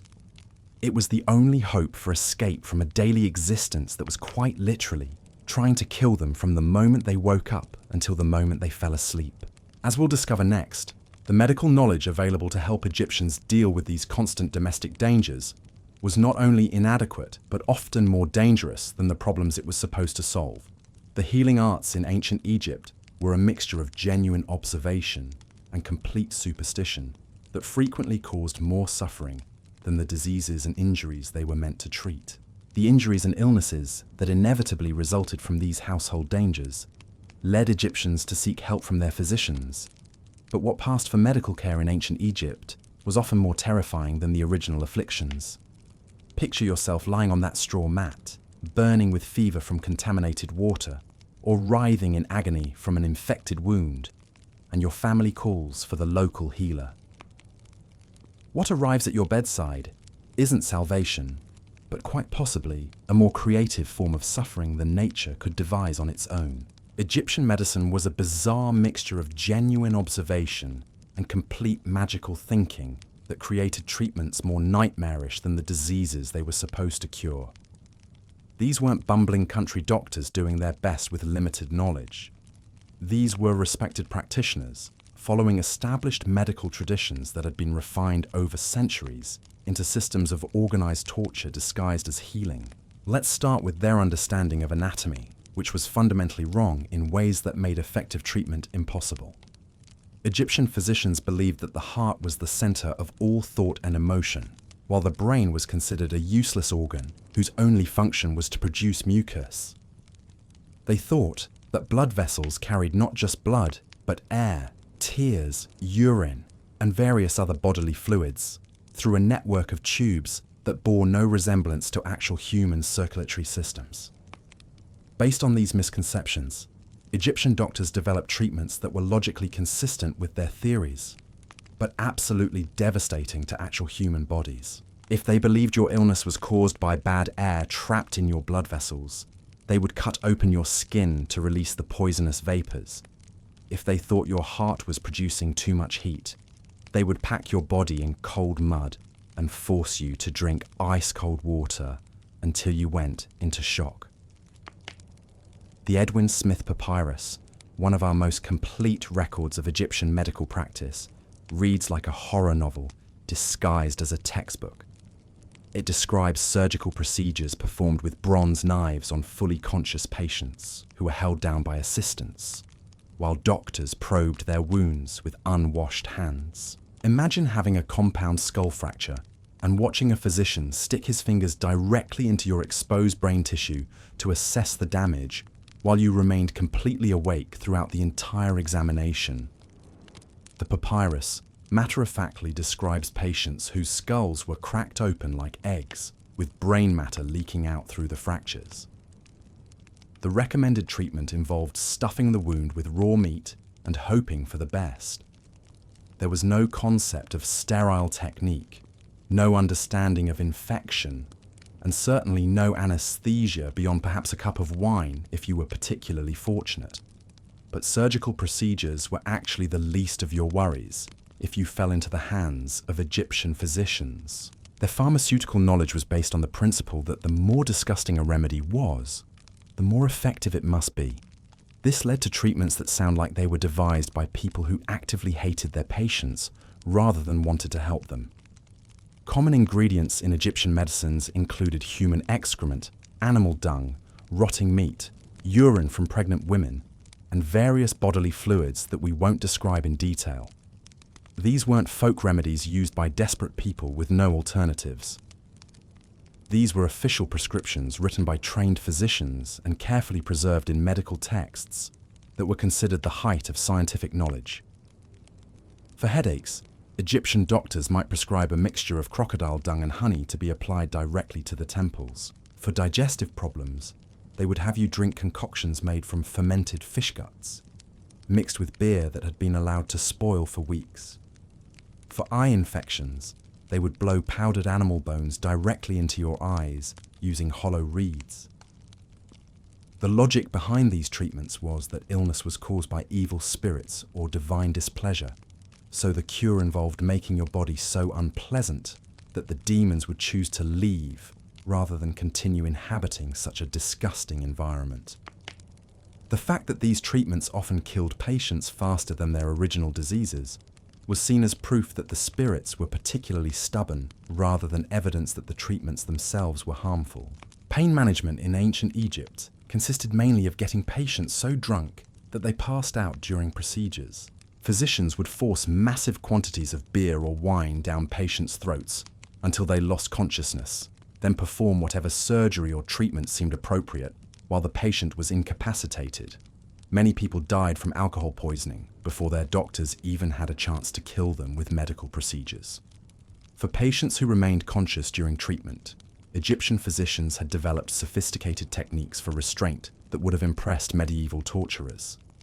Patients were tied to wooden tables with leather straps, their limbs secured so tightly that circulation was often cut off. Wooden blocks were placed in their mouths to prevent them from biting their own tongues off during particularly painful procedures. The concept of informed consent was completely alien to Egyptian medical practice. Physicians operated under the assumption that they knew what was best for patients, regardless of what the patients themselves might prefer. If a doctor decided that your leg needed to be amputated, it was coming off whether you agreed or not. Refusal to submit to medical treatment was considered a form of madness that required even more aggressive intervention. Dental care was particularly horrific, involving procedures that make modern root canals seem like gentle massages by comparison. Egyptian dentists would drill holes in infected teeth using bronze awls that were hammered through the enamel with wooden mallets. There was no anesthesia, no pain relief, and certainly no concern for the patient's comfort during these procedures. When drilling wasn't sufficient, Egyptian dentists would simply rip infected teeth out of patients' mouths, using bronze forceps that frequently broke the teeth into fragments that had to be dug out piece by piece. The resulting wounds were packed with mixtures of animal fat and ground-up insects that almost guaranteed serious infections that often proved fatal.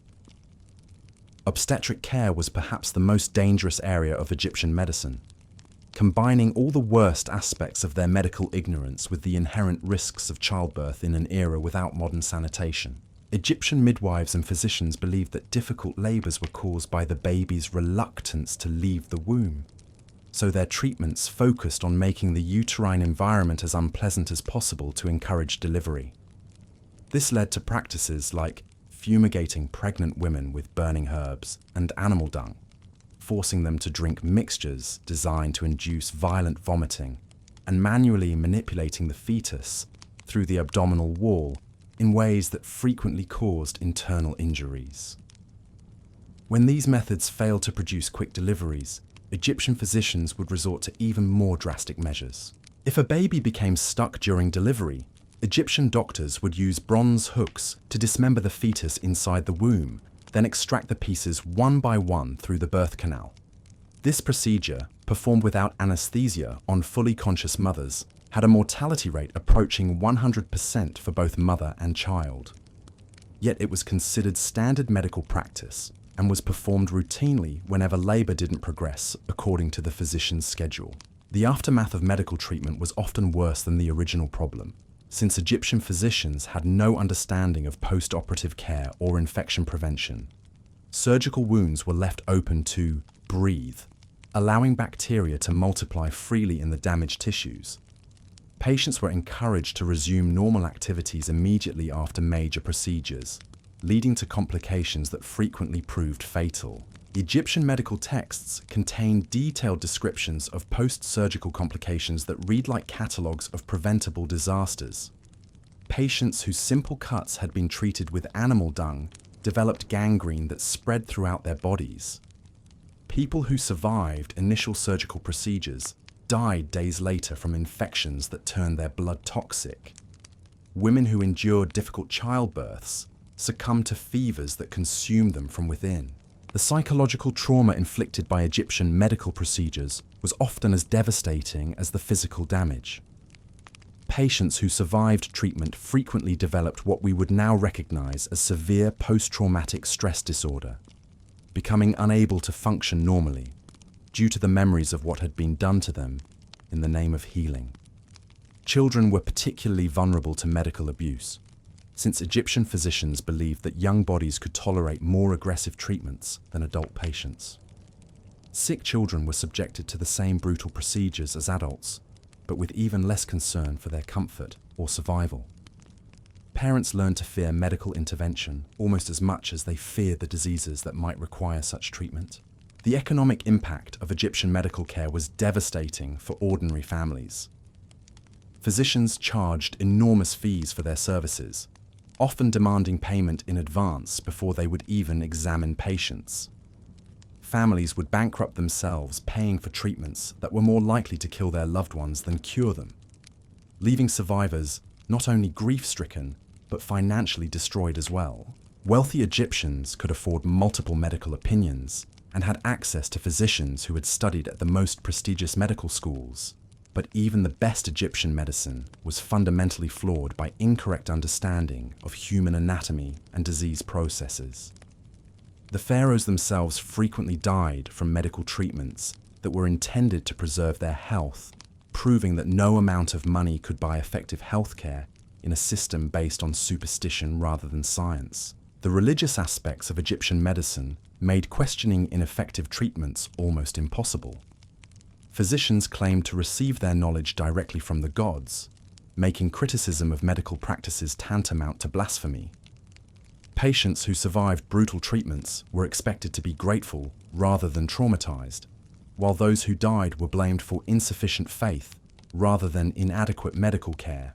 Egyptian medical schools taught their students that confidence was more important than competence, encouraging physicians to project absolute certainty even when they had no idea what they were doing.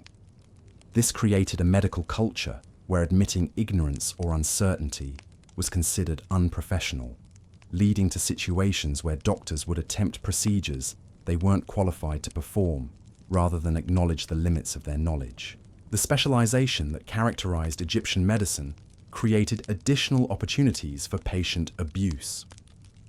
Different physicians claimed expertise in different parts of the body, leading to situations where multiple doctors would perform competing treatments on the same patient. A person with a stomach ailment might be treated simultaneously by a digestive specialist who prescribed toxic herbs, a religious healer who performed elaborate rituals, and a surgeon who wanted to cut open the abdomen to release evil spirits. The documentation requirements of Egyptian medical practice meant that physicians kept detailed records of their treatments, creating an extensive archive of medical disasters that they proudly preserved as evidence of their expertise. These papyri contain thousands of case studies describing procedures that would be considered torture by modern standards, written in clinical language that reveals how completely the physicians had lost touch with their patients' humanity. Even the training of Egyptian physicians was designed to desensitize them to human suffering in ways that made effective, compassionate care impossible. Medical students were required to perform increasingly brutal procedures on live patients as part of their education, learning to ignore screams and pleas for mercy as irrelevant distractions from their work. The competitive nature of Egyptian medical practice encouraged physicians to attempt ever more dramatic and dangerous procedures to distinguish themselves from their colleagues. This led to an escalating cycle of medical experimentation that used patients as unwilling test subjects for techniques that had never been proven safe or effective. Women physicians, while rare, often specialized in procedures that were considered too degrading for male doctors to perform.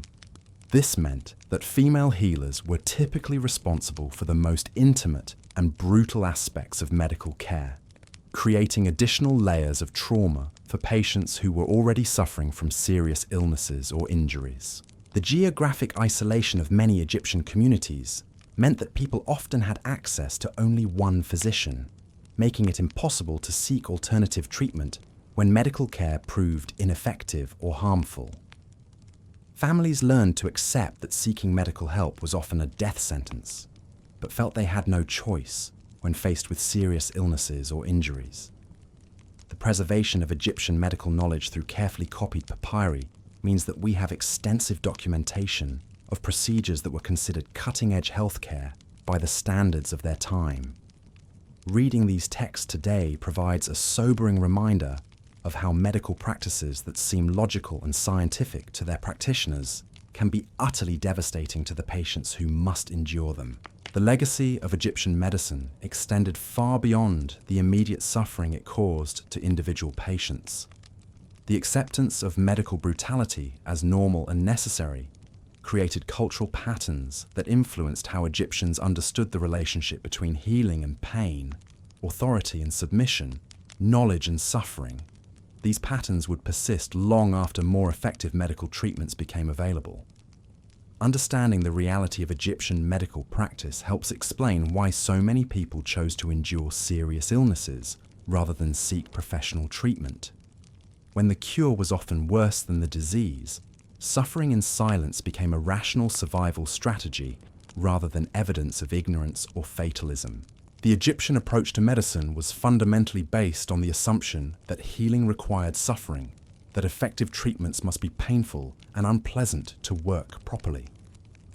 This created a medical culture where patient comfort was not just ignored, but actively opposed, since pain was seen as evidence that the treatment was working rather than a side effect to be minimized. As we prepare to explore the final aspect of Egyptian brutality, we must remember that the medical horrors we've described weren't aberrations or exceptions. They were the normal, expected standard of healthcare that every Egyptian could expect to receive if they became seriously ill or injured. In a world where seeking medical help was often tantamount to volunteering for torture, is it any wonder that people developed such elaborate beliefs about the afterlife as the only possible escape from earthly suffering? The medical horrors we've just explored were merely a prelude to perhaps the most heartbreaking aspect of ancient Egyptian life, the devastating reality of childhood mortality. If you think the dangers we've discussed so far were bad, imagine facing them as a helpless infant or toddler, with an immune system barely developed and a body too small to withstand the countless threats that surrounded every Egyptian child from the moment of birth. Let's return to that cramped mud brick dwelling one more time, but now picture it through the eyes of a parent watching their newborn child struggle to survive in a world that seemed designed to kill the young and vulnerable. The statistics alone are enough to break your heart.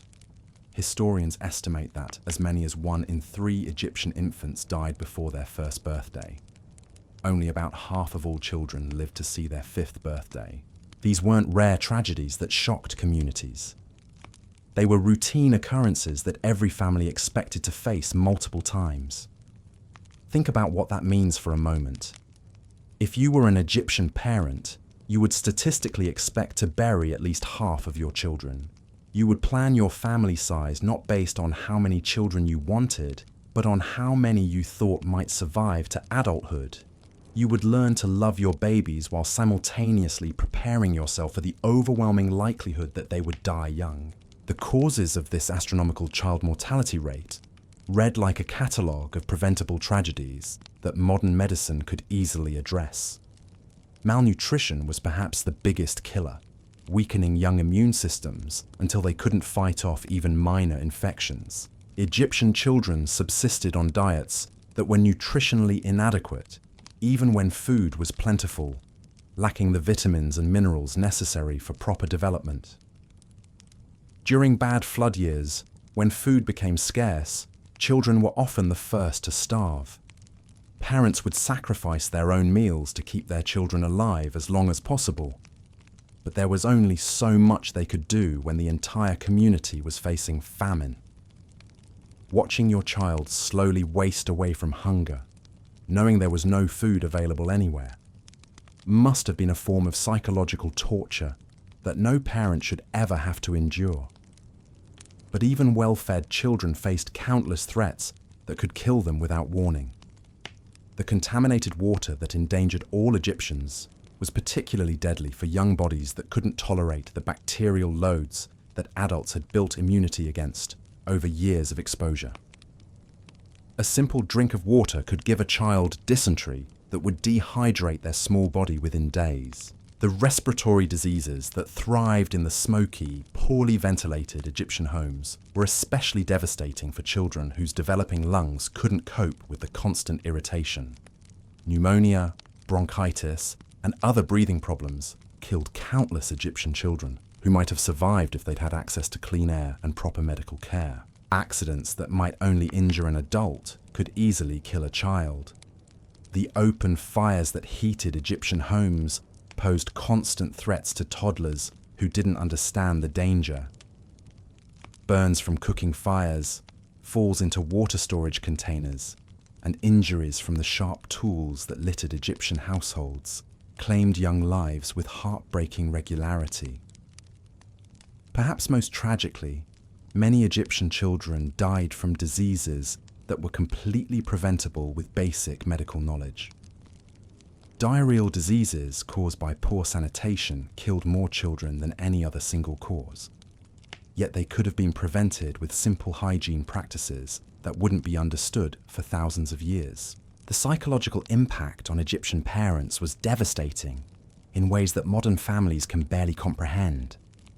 Imagine forming deep emotional bonds with your children while knowing that most of them would probably die young. Picture trying to provide emotional security for your surviving children while dealing with your own grief over the ones you'd already lost.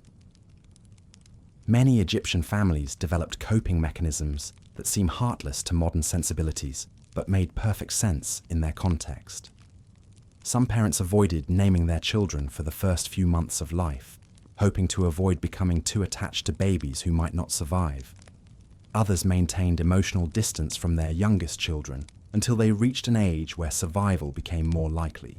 But archaeological evidence suggests that Egyptian parents loved their children just as deeply as modern families do, despite the constant threat of loss. Elaborate child burials with carefully crafted grave goods show that families spent significant resources honoring children who died young. Miniature coffins, toy figurines, and other items meant to comfort children in the afterlife reveal the depth of parental love and grief.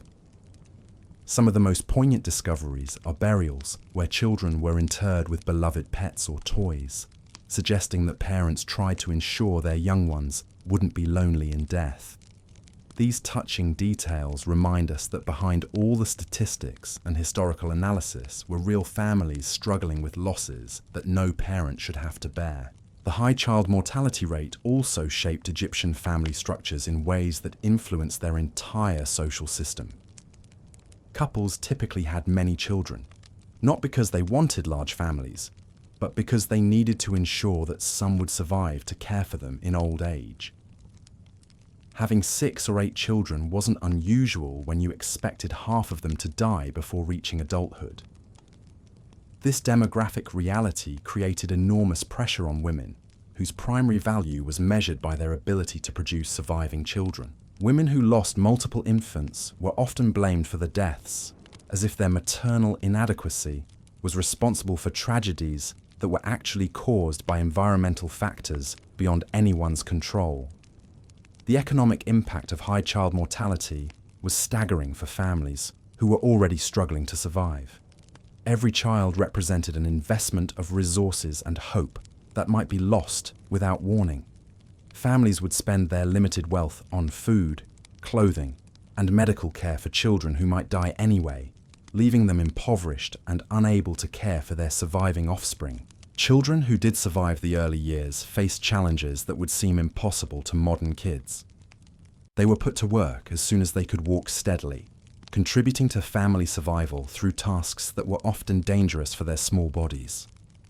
5-year-olds tended livestock that could easily trample them. 7-year-olds worked in fields alongside adults, exposed to the same environmental hazards and workplace injuries. The educational opportunities that modern children take for granted simply didn't exist for most Egyptian kids. Learning to read and write was a privilege reserved for the tiny elite class, while peasant children learned only the skills necessary for survival. Their childhood was essentially a brief training period before they took on adult responsibilities and dangers. Child labor wasn't just common, it was essential for family survival in a society where every able body was needed to produce enough food and resources to keep households alive. Children worked in dangerous conditions, with no safety protections, suffering injuries and health problems that would affect them for the rest of their lives.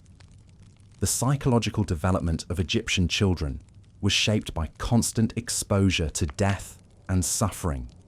They grew up watching siblings die, seeing adults struggle with disease and injury, and understanding from an early age that life was precarious and painful. This created a population that accepted suffering as normal rather than something that could be prevented or treated. Religious beliefs about childhood mortality were complex and often contradictory. Some Egyptians believed that children who died young were specially blessed by the gods, spared from the hardships of adult life. Others saw child deaths as punishment for family sins, or evidence of divine displeasure that required additional sacrifices and rituals. The medical treatments available for sick children were often more dangerous than the illnesses themselves. Egyptian physicians had even less understanding of pediatric medicine than adult healthcare, leading to treatments that were catastrophically inappropriate for young patients.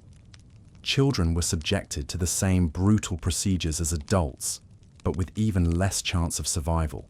Infectious diseases that spread rapidly through households were particularly devastating for families with multiple children. When one child contracted measles, smallpox, or another contagious illness, it often swept through the entire family, killing several children within days of each other. Parents learned to expect that disease outbreaks would claim multiple offspring simultaneously. The seasonal patterns of Egyptian life brought different threats to children throughout the year. The hot season brought dehydration and heat-related illnesses that were especially dangerous for small bodies.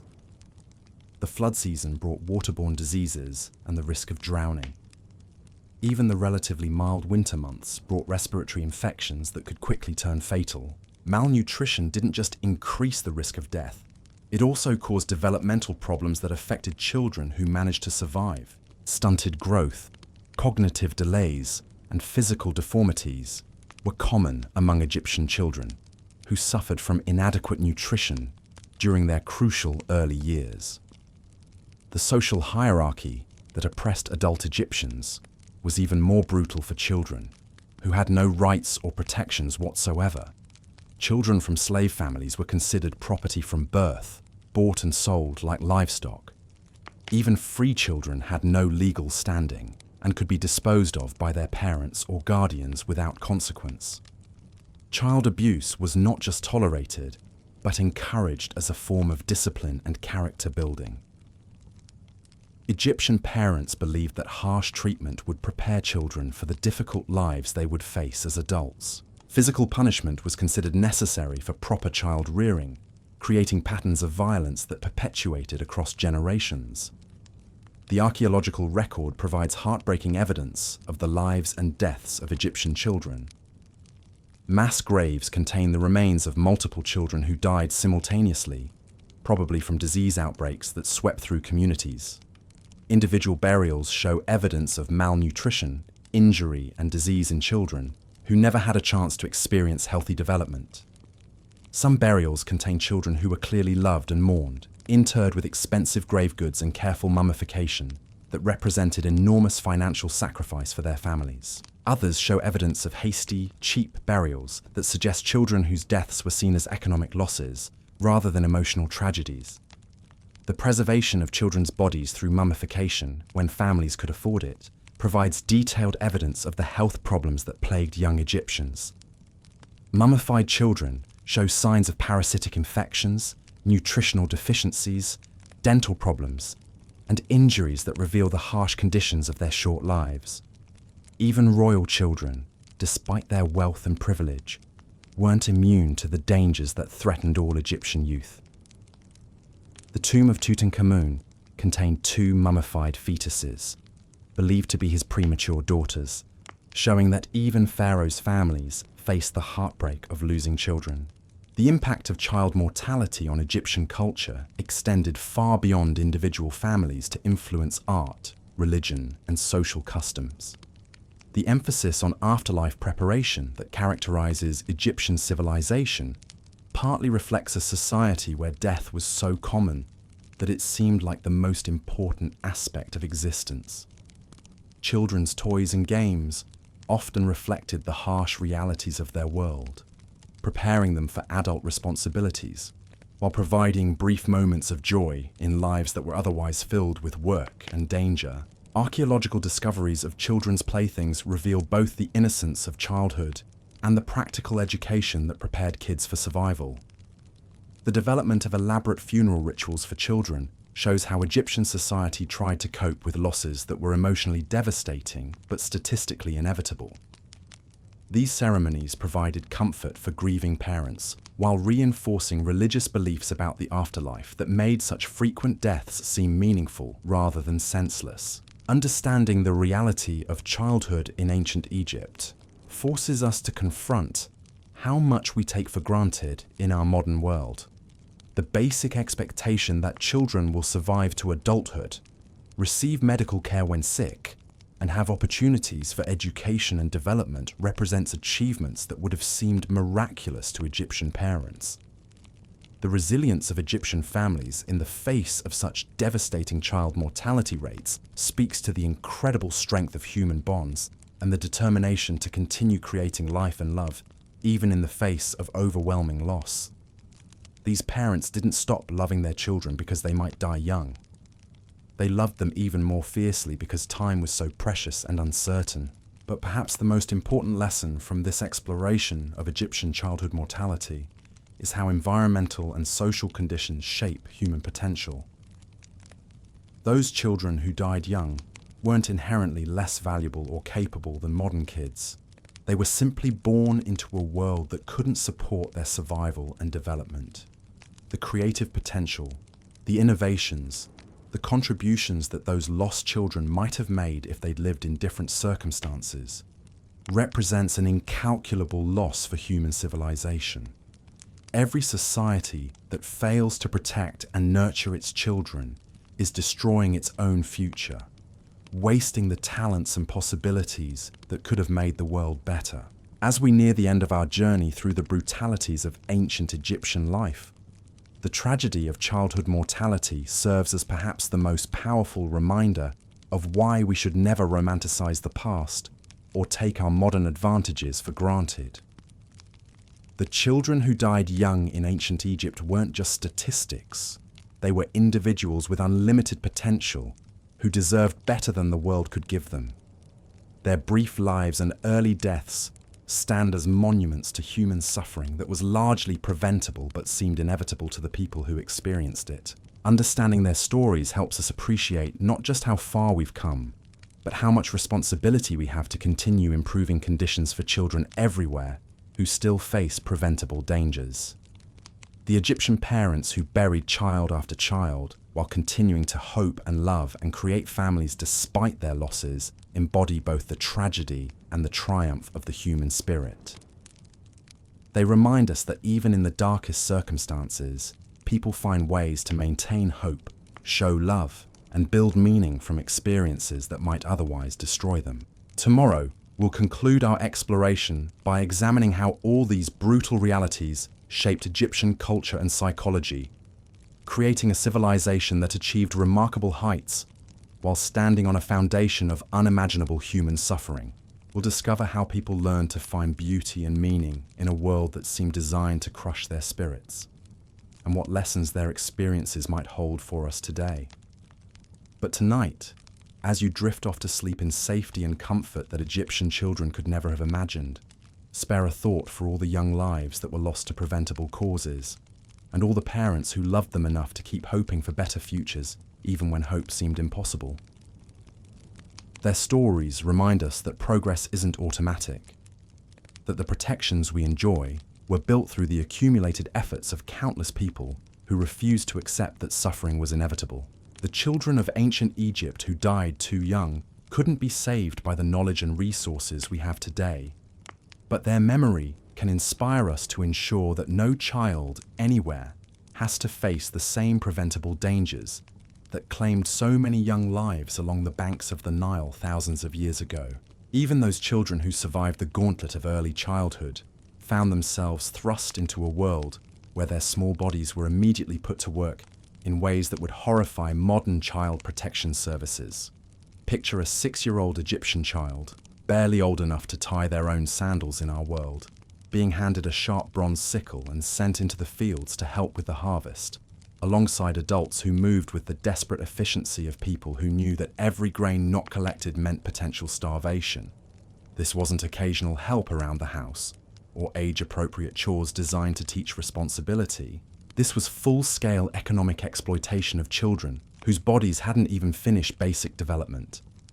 Egyptian society operated on the principle that every person who could walk steadily and follow simple instructions was a valuable economic unit that couldn't be wasted on luxuries like education, play, or childhood itself. The work these children performed was backbreaking even for adults. In agricultural families, children as young as 5 were responsible for tending livestock that could easily kill them. Picture a small child trying to control a temperamental ox weighing 10 times as much as they did, or attempting to milk goats whose kicks could shatter tiny bones. These weren't gentle farm animals living in safe, controlled environments. These were semi-wild creatures that could turn violent without warning. Children worked in the blazing Egyptian sun for hours at a time, their developing bodies struggling to regulate temperature in conditions that challenged even fully grown adults. Heat exhaustion and dehydration were constant threats. But there was no such thing as taking breaks when the family's survival depended on completing agricultural tasks within narrow seasonal windows dictated by the Nile's flooding cycles. The tools these children used were designed for adult hands and adult strength. A farming implement that might be manageable for a grown man became a dangerous weapon in the hands of a 7-year-old who lacked the coordination and strength to control it properly. Injuries from agricultural tools were common and often severe, leaving children with permanent disabilities that would affect them for the rest of their lives. In craft workshops, children performed detailed work that destroyed their developing eyesight and deformed their growing bones. Young fingers were considered ideal for intricate weaving and pottery work, but the repetitive motions required for these tasks caused joint damage and muscle problems that worsened as children grew older. Many Egyptian children developed arthritis and other chronic conditions before they reached puberty. The psychological impact of this premature entry into adult responsibilities was devastating in ways that we're only beginning to understand. Children who should have been developing their personalities, learning through play, and forming healthy relationships were instead focused entirely on survival and productivity. They learned to suppress their natural curiosity and creativity in favor of the rigid obedience that workplace survival required. Egyptian children had no concept of childhood as a protected period of development and learning. They moved directly from infancy to economic participation, skipping entirely the formative experiences that modern psychology recognizes as essential for healthy development. This created adults who had never learned to think independently, express creativity, or form the kinds of emotional bonds that make life meaningful beyond mere survival. The education system, such as it existed, was designed exclusively for the tiny elite class whose children would grow up to be scribes, priests, or government officials. For these privileged few, education meant memorizing religious texts and learning the complex hieroglyphic writing system that served as the key to administrative positions. But even elite education was harsh and authoritarian, focusing on rote memorization rather than critical thinking. The vast majority of Egyptian children received no formal education whatsoever. They learned only the specific skills needed for their predetermined roles in society, acquiring knowledge through observation and painful trial and error rather than structured instruction. A farmer's child learned farming, a potter's child learned pottery, and a slave's child learned slavery. The idea that children might have different interests or aptitudes than their parents was completely foreign to Egyptian thinking. Physical punishment was not just accepted, but considered essential for proper child development. Egyptian parents believed that harsh discipline would prepare children for the difficult lives they would face as adults. Beatings, deprivation of food, and other forms of abuse were routine parts of child rearing that were seen as evidence of good parenting rather than cruelty. The legal system offered children no protection whatsoever from abuse or exploitation. Children were considered the absolute property of their parents, who could sell them into slavery, arrange marriages for them before puberty, or even kill them without facing legal consequences. The concept of children's rights simply didn't exist in a society where adults themselves had virtually no rights, unless they belonged to the elite class. Female children faced additional layers of oppression that began from the moment of birth. Baby girls were often seen as economic burdens rather than blessings, since they would eventually leave their families to join their husbands' households. Many families viewed the birth of a daughter as a minor tragedy that meant years of expense with no long-term return on investment. Girls were prepared for marriage from early childhood, learning domestic skills that would make them valuable wives rather than developing their own interests or abilities. By the age of 10 or 11, many girls were already promised in marriage to men they had never met, their futures determined by economic negotiations between families rather than any consideration of their own preferences or well-being. The transition from childhood to adulthood was abrupt and often traumatic. Children who had been working alongside adults suddenly found themselves with full adult responsibilities and expectations, but without the emotional or psychological preparation that would have helped them cope with these demands. Many young Egyptians struggled with depression and anxiety as they realized that their lives would consist of nothing but work, suffering, and early death. Child slavery was widespread and accepted as a normal part of Egyptian society. Children captured in military campaigns or born to slave parents were bought and sold like livestock, often separated from their families before they were old enough to remember them.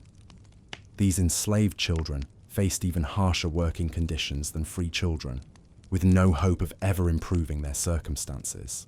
The mining operations that provided Egypt's wealth were particularly deadly for child workers. Small children were forced to crawl through narrow tunnels that adults couldn't navigate, extracting ore in conditions that were essentially death traps.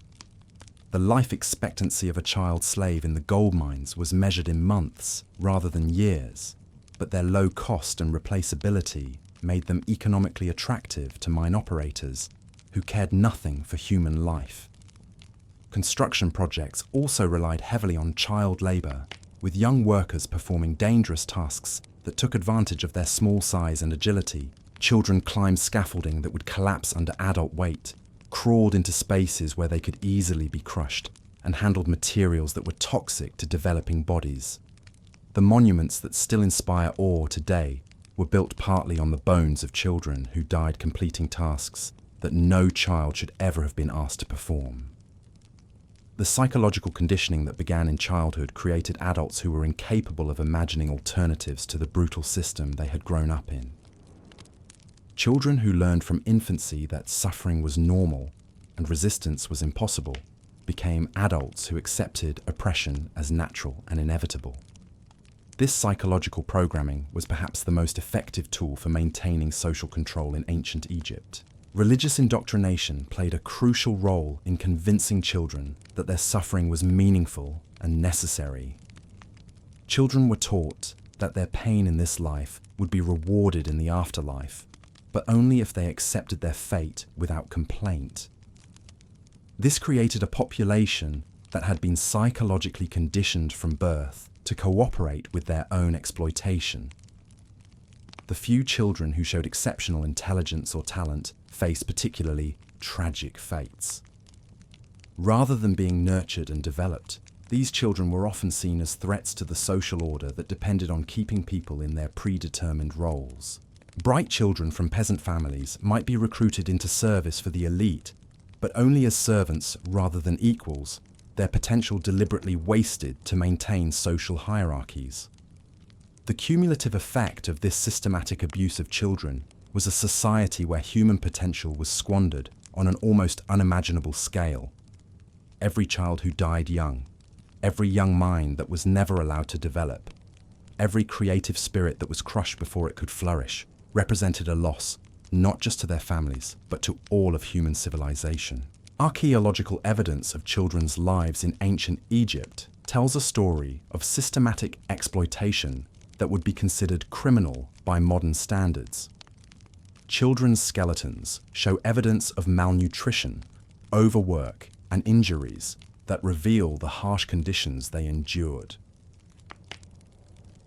The physical evidence confirms what historical records suggest, that Egyptian society treated children as economic units rather than human beings deserving of protection and nurturing.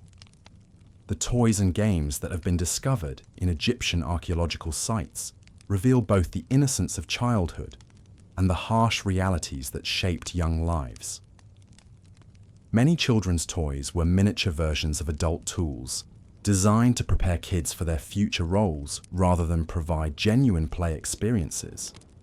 Even in their leisure time, Egyptian children were being trained for lives of labor and submission. The burial practices for children who died young show the complex emotions that Egyptian parents felt about their losses. Some child burials contain elaborate grave goods that represent enormous financial sacrifice, suggesting that parents loved their children deeply despite the harsh conditions they subjected them to. Other burials are hasty and cheap, reflecting a society where child death was so common that it couldn't always be properly mourned. The religious beliefs surrounding children reflected the contradictions of a society that claimed to value family while systematically exploiting its youngest members. Children were seen as gifts from the gods that should be treasured, but also as economic resources that should be utilized as efficiently as possible. This cognitive dissonance allowed parents to genuinely love their children while participating in systems that caused them tremendous suffering. The impact of childhood exploitation extended beyond individual families to shape the entire character of Egyptian civilization. A society that treated its children as disposable labor developed a callousness toward human suffering that influenced every aspect of culture and governance. The same mentality that made child labor seem acceptable also made possible the massive forced labor projects, the brutal military campaigns, and the systematic oppression that characterized ancient Egypt. Understanding the reality of childhood in ancient Egypt forces us to confront how much our modern conception of childhood as a protected period of development depends on economic prosperity and social progress that took thousands of years to achieve. The idea that children deserve protection, education, and opportunities to develop their potential represents one of humanity's greatest moral achievements, built on the accumulated suffering of countless generations who didn't have these protections. The children of ancient Egypt who were worked to death in fields and mines and workshops couldn't benefit from the knowledge and values we've developed over millennia of human progress. But their suffering wasn't meaningless if it helps us understand how precious and fragile the protections we've built for modern children really are. Every child who grows up safe and educated and free to develop their potential represents a victory over the forces that crush so many young lives in ancient Egypt. The psychological scars left by this systematic exploitation of children influenced Egyptian culture for thousands of years, creating patterns of thought and behavior that made oppression seem natural and resistance seem impossible. Breaking these patterns required not just political changes, but fundamental shifts in how societies understand human nature, childhood development, and the obligations that adults have toward the young. As we approach the end of our journey through the brutalities of ancient Egyptian life, the story of childhood exploitation serves as perhaps the most powerful reminder of why progress matters and why we must never take for granted the protections and opportunities that modern children enjoy. The young Egyptians who died too soon or lived lives of premature labor deserve to be remembered not just as historical statistics, but as individuals whose potential was wasted by a system that valued productivity over humanity. Their experiences remind us that the comfortable assumption that children will be protected and nurtured isn't a natural law, but a hard-won achievement that requires constant vigilance to maintain. Every generation must choose whether to continue building protections for the vulnerable or to slide back into patterns of exploitation that treat children as economic resources rather than human beings deserving of love, care, and opportunities to flourish. The children of ancient Egypt couldn't be saved by the knowledge and values we possess today, but understanding their stories can inspire us to ensure that the progress we've made in protecting children continues and expands to reach every child everywhere who still faces preventable dangers and exploitation. Their memory calls us to be worthy of the protections we inherited, and to extend those same protections to all the children who will inherit the world we leave behind. Tonight, as we reach the end of our journey through the harsh realities of ancient Egyptian life, we find ourselves confronting a civilization built on contradictions so profound they seem almost impossible to reconcile. On one hand, we have monuments that still inspire awe 4,000 years later, art of breathtaking beauty, and innovations that influenced human development for millennia. On the other hand, we have systematic brutality on a scale that defies comprehension, suffering so normalized that it became invisible to those who perpetuated it. The ancient Egyptians weren't monsters or inherently evil people. They were human beings trying to make sense of their world with the knowledge and resources available to them. But the system they created and maintained was monstrous in its casual disregard for human dignity, its acceptance of suffering as inevitable, and its transformation of cruelty into religious duty. Perhaps the most chilling aspect of ancient Egyptian brutality was how thoroughly it had been normalized. Children grew up accepting that life meant pain, that some people were born to suffer while others were born to cause suffering, and that questioning this arrangement was not just futile, but spiritually dangerous. This psychological conditioning created a population that actively participated in their own oppression while believing they were fulfilling divine will. The religious framework that justified Egyptian society's cruelties was perhaps its most insidious feature. When exploitation becomes sacred duty, when suffering is reframed as spiritual purification, and when resistance is branded as blasphemy, the victims become complicit in their own destruction. The Egyptian gods didn't just demand obedience, they demanded gratitude for the privilege of being crushed beneath the wheels of royal ambition. But even within this system of organized horror, human resilience found ways to survive and even flourish. The same people who built pyramids with their blood and tears also created poetry that still moves us today. The parents who watched children die from preventable causes still found ways to love and hope and create meaning from their losses. The workers who were literally worked to death still carved their names into monuments, leaving tiny signatures that say, "I was here, I mattered, I existed as more than just a tool." This resilience in the face of overwhelming adversity reveals something profound about human nature. Even under the most oppressive conditions, people find ways to maintain their dignity, express their creativity, and care for each other. The Egyptian civilization that produced such magnificent art and architecture wasn't created despite the suffering of its people, but because of their determination to create beauty and meaning even in the darkest circumstances. Understanding this paradox helps us appreciate both how far human civilization has progressed and how fragile that progress really is. The values we take for granted today, the protections we assume are permanent, the rights we consider self-evident, all of these represent hard-won victories over the kinds of forces that made ancient Egyptian brutality seem natural and inevitable. The children who died young along the Nile, the workers who collapsed building monuments to royal vanity, the soldiers who were fed into the machinery of imperial conquest, all of these people contributed to human progress in ways they never could have imagined. Their suffering wasn't meaningless if it teaches us to recognize and resist the patterns of thought that make such suffering possible. Every time we choose to protect the vulnerable rather than exploit them, every time we question authority rather than submit blindly, every time we insist that human dignity matters more than productivity or obedience, we honor the memory of those who didn't have these choices. Progress isn't automatic or inevitable. It's the result of countless individual decisions to be better than the systems that shaped us. The ancient Egyptians believed that speaking the name of the dead would make them live again.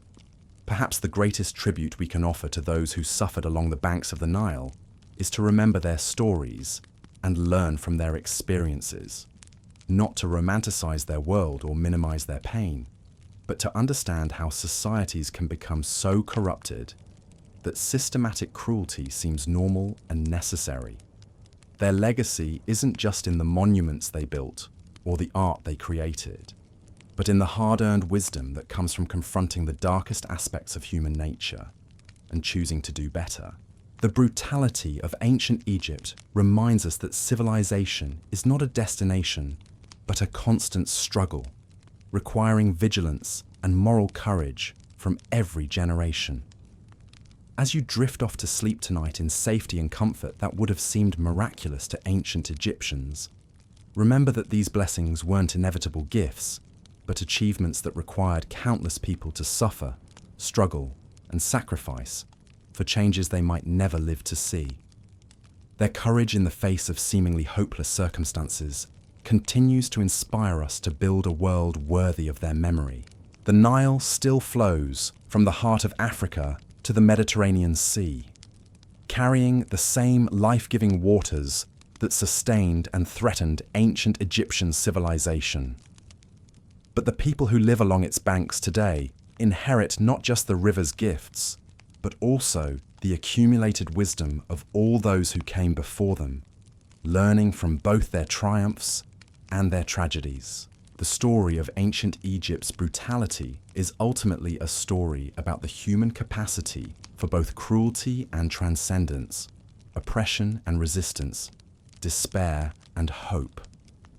It reminds us that we are all capable of both creating and destroying, of building systems that elevate human dignity or crush it beneath the weight of ambition and fear. Tonight, as the stars wheel overhead in the same patterns that guided ancient Egyptian farmers and astronomers, we carry forward the responsibility to choose which legacy we will leave for future generations. Will we build on the foundations of justice and compassion that countless people died to establish, or will we allow ourselves to slide back into the patterns of exploitation and brutality that made ancient Egyptian life so harsh?